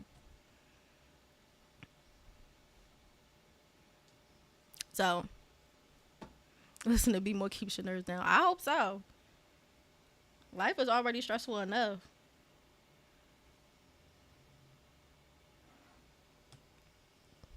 So, yeah, it really depends. And these are like things that we have to deal with just coming in. But yeah, for the most part, Sagittarius have a pretty good 6-month run. It's how we're dealing with some of these things with information coming out and all this other stuff. Right? Now, Capricorns. I know y'all loving this ish because it's going to start in your 10th house. It's definitely going to start in your 10th house. So it's going to deal with career, status, praise, government, and your parents, which Capricorns really love because Capricorn risings have Libra in the 10th house. So it's going to start there. The 11th house is going to deal with friends, social interactions, humanitarian efforts, and earnings. December is going to deal with the 12th house. So that's when y'all reviewed 6 months back from December to see what's going on. Because by January, you're going to have that new moon in your first house, and you want to be nipping whatever this is in the bud. So by this time, you could take advantage of like changing your looks, habits, exercising, popularity, setting goals. That's what you want to do.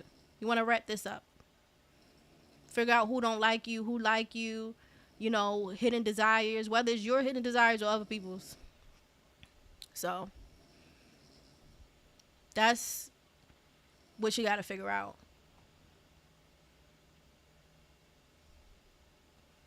Right there. Then February, we're going to be dealing with finances, increased income. March, you're going to deal with errands, neighborhoods, documents.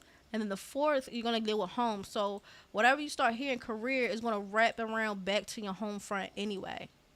So it could have started with your parents and then it ends with your home life, or back to your parents, or it starts with career and a promotion, and then maybe you relocate, you get a better house, or you decorate your house or something like that.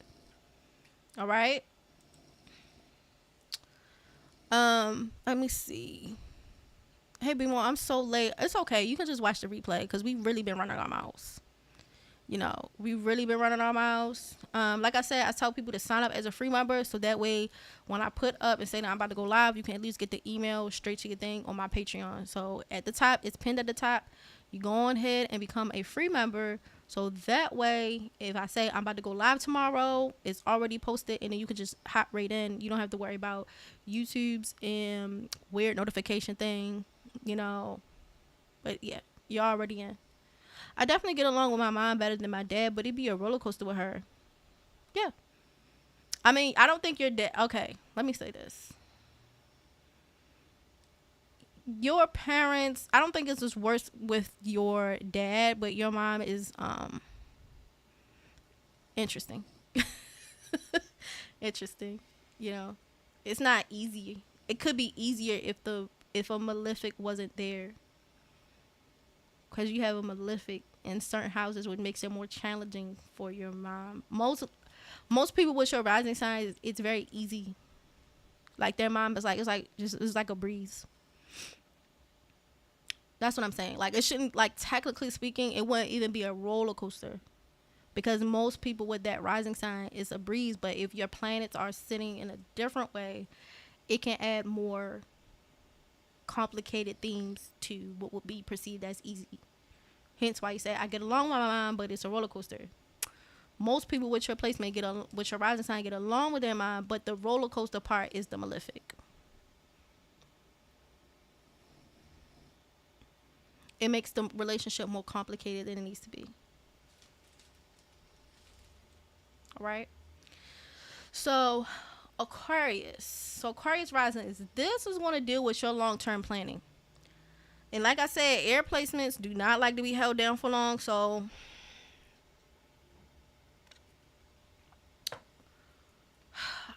y'all gonna have to get it together.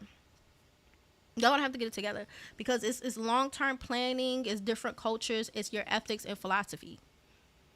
And not just like what I believe on paper, because you got to say that with these air signs. Like on paper, they believe a certain way or they think they act a certain way. Like what it actually is, So that's what Aquarius is going to have to deal with. Getting this together, maybe some issues with the father, ethics, legal matters. You're also going to have to do next month, or really in a couple days, you're going to deal with career, praise, and status. So like, for instance, right here, I'll give an example. Who's an Aquarius rising? That's a celebrity. I think SZA. I also think Nicki Minaj. So in the next couple days, for the month of November, we should see themes around their career, their status, promotion, government, parents, etc. It'll all bubble up to the top. We'll just see more of it in general. Now December, it's going to deal with social events, networking, humanitarian efforts, goals, earning, possibly older siblings. January, this is going to deal with private information being released. Review the next 6 months. So Aquarius, 6 months from January, you go look back to see what happened and figure that out. Whether somebody don't like you, you have hidden desires, things that you figure out whatever that little ball of mess is. Figure it out. All right? You might even trust your intuition or, go into solitude. That's fine. But all of the other stuff with people telling you out confidential information, I don't know. Maybe somebody try to steal your social security card. I don't know. But whatever it is, figure that out. February 1st is that new moon. So again, you're getting that popularity. You can review strengths and weaknesses and set goals. Also, sometimes whatever happened here in the 12th house, it kind of centers back to the first house. So like I said, the 12th house, figure out what it is. But you can be more popular too. Then March, we're looking at finances, sometimes gifts. Sometimes in the second house, we can also get gifts. People giving us stuff, increase in finances, etc. April, you're going to deal with siblings, community, errands, distant relatives, sharing ideas, learning. So whatever you did from here with planning and philosophy, it does give you something to think about, and you do learn about things. You figure out what your desires are, and it does set you, it kind of course corrects a lot of things as well. So all of this. So this is going to be a third, ninth house thing. So, third, ninth house, they're Canaan houses. So you're really going to be doing a lot of adjusting, having to adjust. All right. Now, Pisces, this starts in your 8th house. So again, it's going to deal with joint resources, other people's money. Maybe people give you something. Maybe you take out a loan. Maybe you get a windfall. It starts here. November, you need to plan about what you're going to do with this stuff, your ethics, anything else that comes into this. Figure it out. Legal matters. If just say, I don't know, rest in peace, but let me say what is it, God forbid, your grandmama died, right?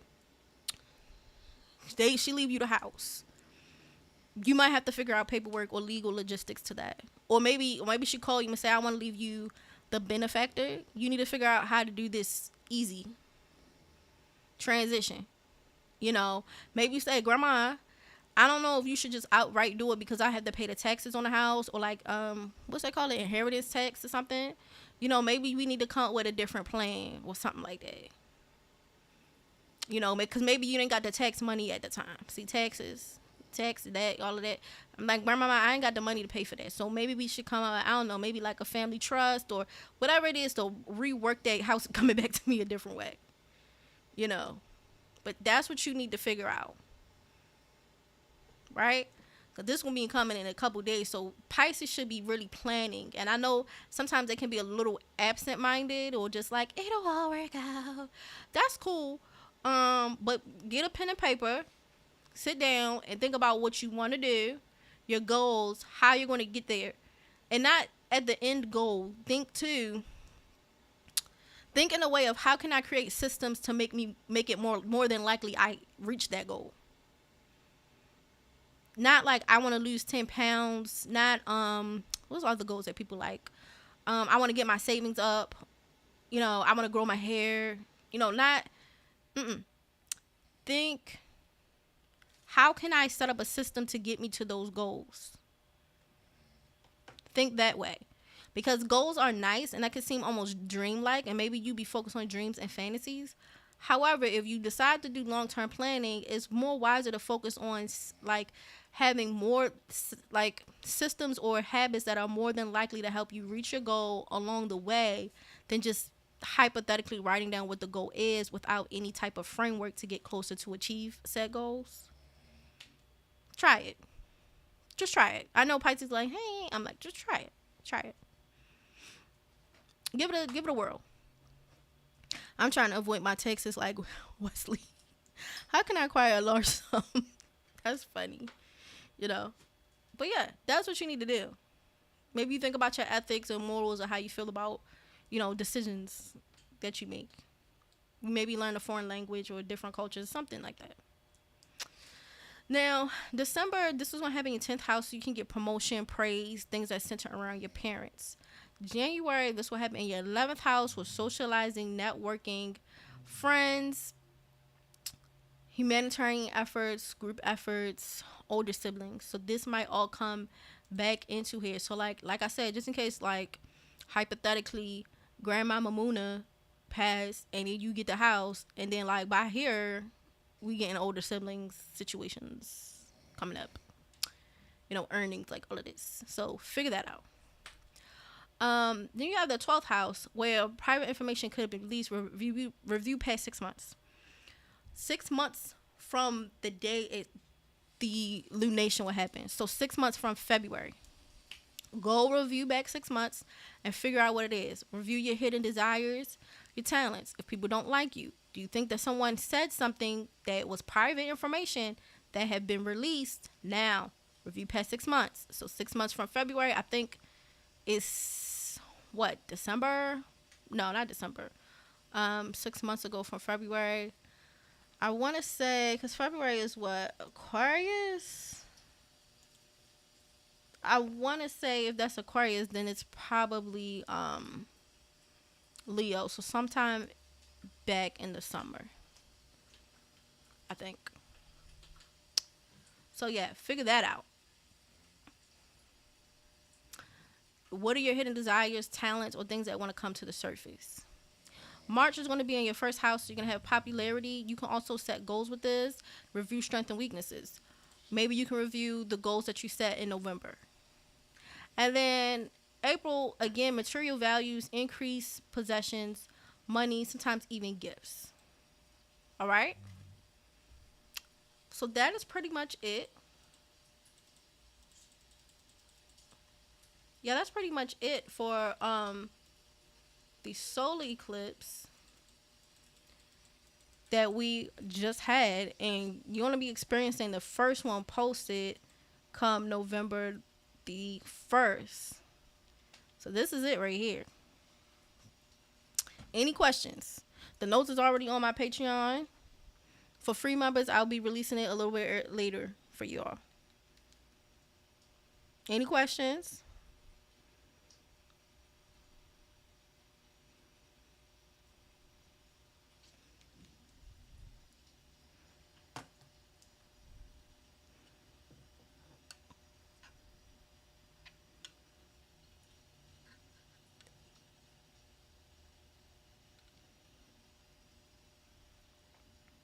Let me see. What if I've already been figuring stuff out from June? That's not bad. Because, hold on. You said you was in Aquarius. Let me see. Yeah, because you're in Aquarius rising. Let me see something real quick. Let me go out.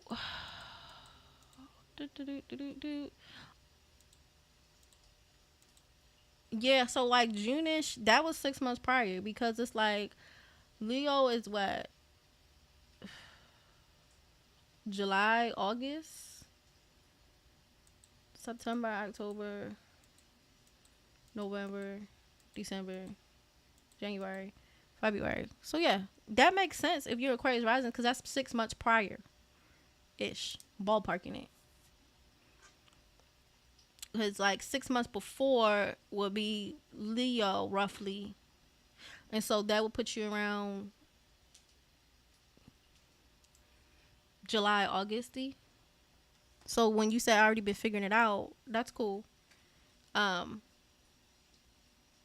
this is already look at long-term plans. It's going to start here.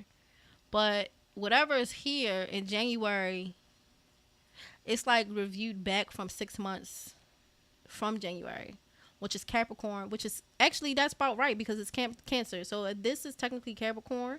So whatever you did, I actually would tell you for Aquarius rising, Jasmine, whatever you did in June-ish, because that's Cancer, 6 months later, this January coming, you need to review the past 6 months or whatever happened during that time, because you could have information come out, hidden desires, change, people going to the hospital, institutional settings. So really, anything that happened in this summer, like June, July, you need to refocus on that. So like, let's just say if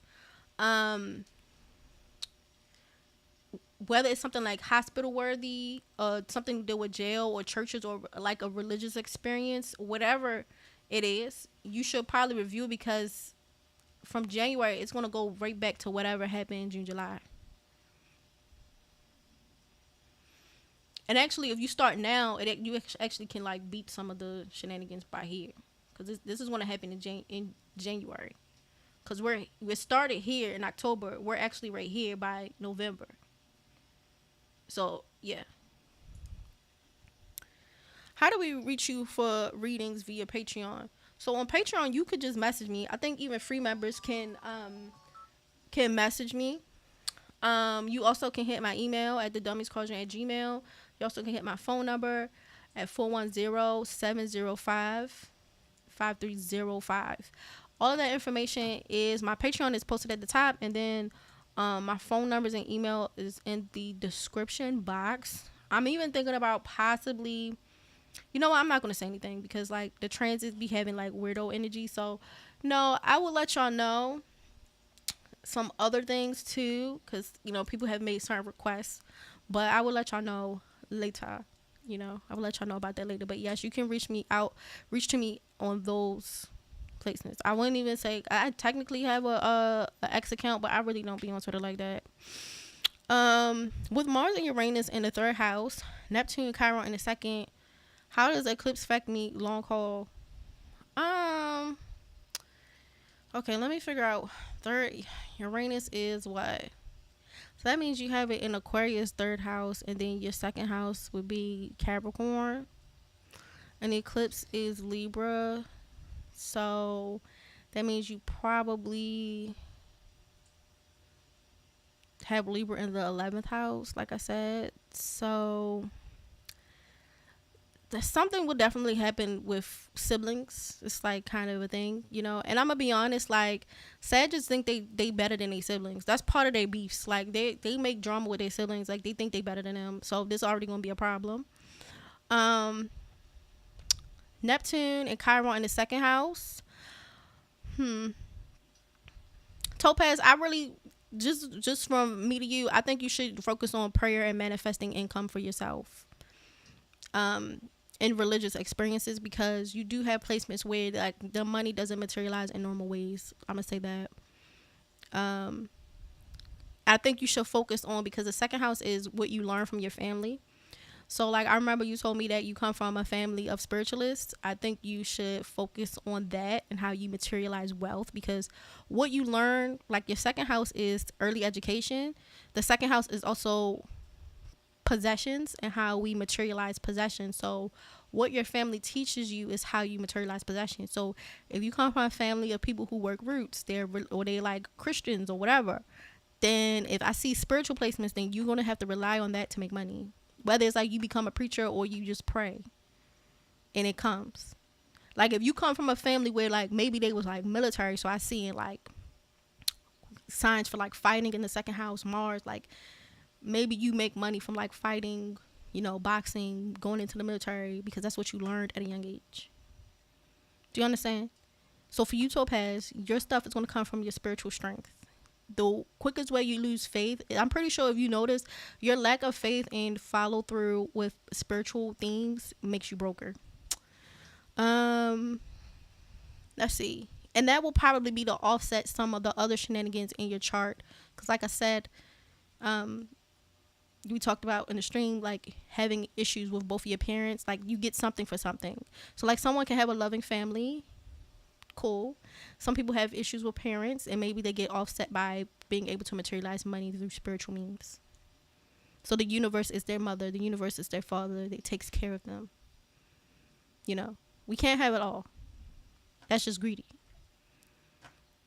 So can we get an autographed copy of your book? I would have to think about what I would write about. I do have Libra in 11th. Yes. So technically you would get along with older siblings depending on where your depositors are. Or if you have malefics in there, like it depends, because that makes it more complicated. But yeah, usually Aquarius rising thinks they're better than their younger siblings, cousins, and distant relatives. The older siblings they can maybe get along better with if there's no other weird malefics or other weird little things happening in the chart. Me and my youngest brother are Sag sons, and we both think we're the best siblings. Yeah, I told you, Sagittarius swear their booty don't stink. I don't know where y'all be going with y'all delulu asses, because they be like, Pisces are delusional. They are, but I can actually name you a handful of delusional signs, and Sag is one. Sag is one. Sagittarius just don't be crying like Pisces, but they are delusional too. Because you see how her and her siblings set that whole thing up, and nobody probably even brought that conversation up but them. Damn, not me being really religious and truly spiritual making me broke. Yeah, like, okay, because what people don't understand, when people call me for money, There's parts of the chart where you make money based off of what your parents teach you. So some people's parents were criminals. No shade. Some people's parents are religious.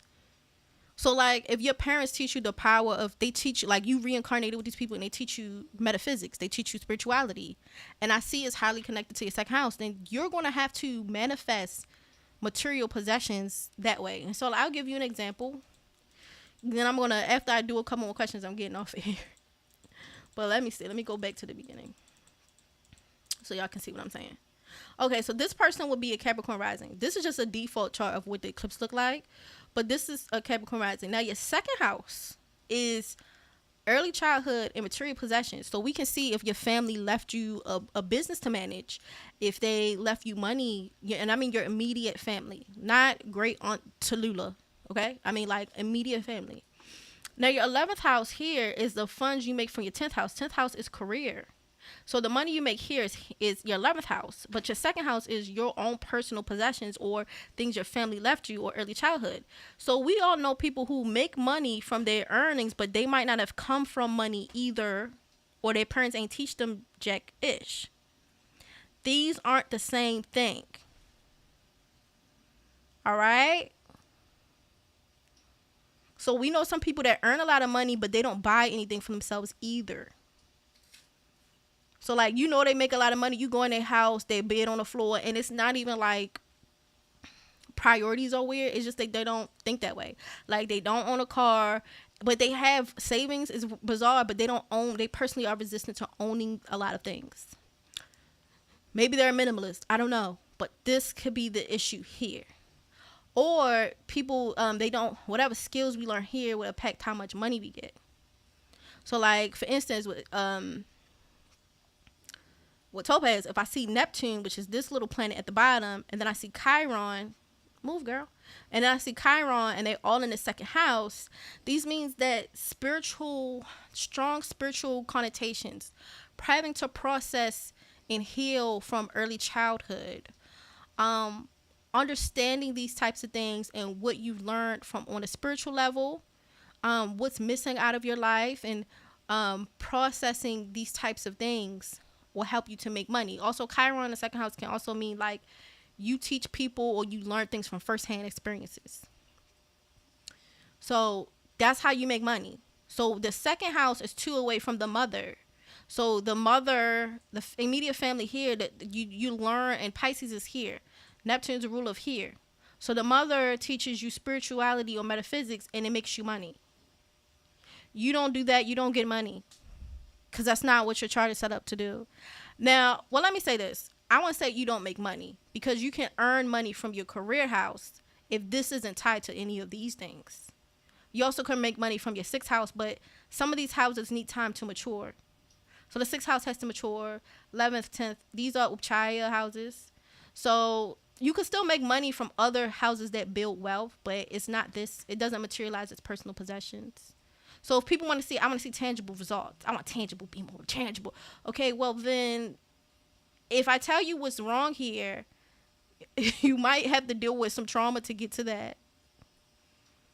Versus letting these other houses grow, and you get money there over time. And quick money can also sometimes be demonic money, but I'll leave it alone.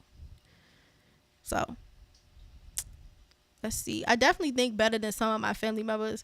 Not any of my siblings, though. Yeah, I know. I'm telling you, the Sagittarius were like distant relatives. And, y'all are crazy. They really be like in their head like, I'm better than them. I think I'm better than them. Like, they crazy. It took me down there to the end of my life to realize I wasn't broke, that my moon was in Aquarius. I thought I was incapable of feeling or showing them like most people. Whew. That could be an issue. Maybe you have moon in a moon, like maybe you're a Gemini rising, you have Cancer in the second house, and so like the moon being here could be seen as a blessing, but also there's a restlessness and changeability, so it can bring changes in finances. Mother is definitely serious religious. I've been running away from religion. I'm supposed to be doing it. It's crazy. Yeah, and I mean, I'm not saying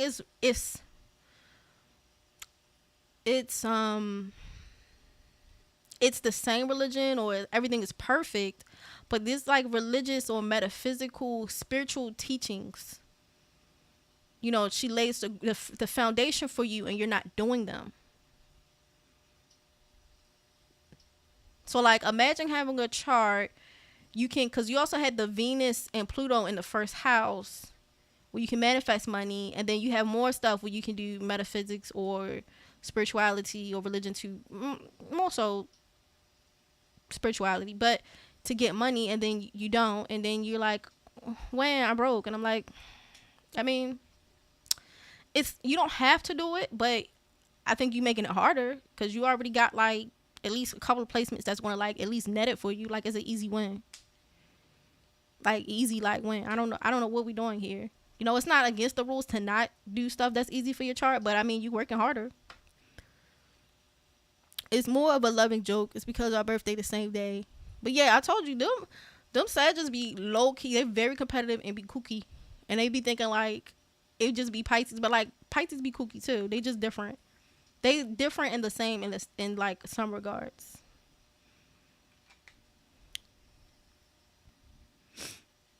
But yeah, it really depends on the type of chart you're getting. There's some things that are generally the same and some things that are like uniquely different. So like Topaz and Jasmine, they both have Sag placements. One is doing it with their siblings, one is doing it with distant relatives. It really depends. Different placements yield different results. All right. So I'm about to get off of here. It has been great talking to y'all. If you want a reading, you can reach me at 410-705-5305 or at the dummiescauldron.com. Become a free member. So if I say I'm about to go live tomorrow, you can at least get the notification. It'll show up in your email, etc. On there. On the if you're a paid member, I do type up little quick blurbs on the transits. They just be sitting up there. I also do polls. I have a worksheet coming out for paid members, and I'm also gonna I have to reset up some stuff for my book club members. So book club members are coming up, and I'm gonna do I'm also gonna do a podcast for Pluto in Capricorn, because again, like, we're not gonna see this ever again. This is the last time, and Pluto comes out of Capricorn in the middle of November. Do you think Sagittarius are possessive? They can be. They're actually like half animal. They're animalistic, whether they know it or not. Crying because my mind's low key blown right now, because my mom say like, if you would pray more. Yeah, if you would pray more. You know, even though your mom get on your nerves or whatever's going on with her, like what I'll say is sometimes like things manifest for us in ways that are not typical. And so because you have Chiron in the second house, you have to come to terms like some of the things that you have to do for material wealth or management can come from a harm, like a place that is a lot of trauma or pain or having to heal from unsavory things, you know. And maybe it could be in dealing with the dynamics of our mom and your parents, and that's how you manifest wealth. And once you conquer those things, you can move on. You know, you accept your parents for who they are, and that way you can accept yourself for who you are. Because remember, the sun and the moon is how we see ourselves, our consciousness. So if you have issues with your parents, sometimes that can articulate to having issues accepting who you are, because like realistically, like, you are your parents.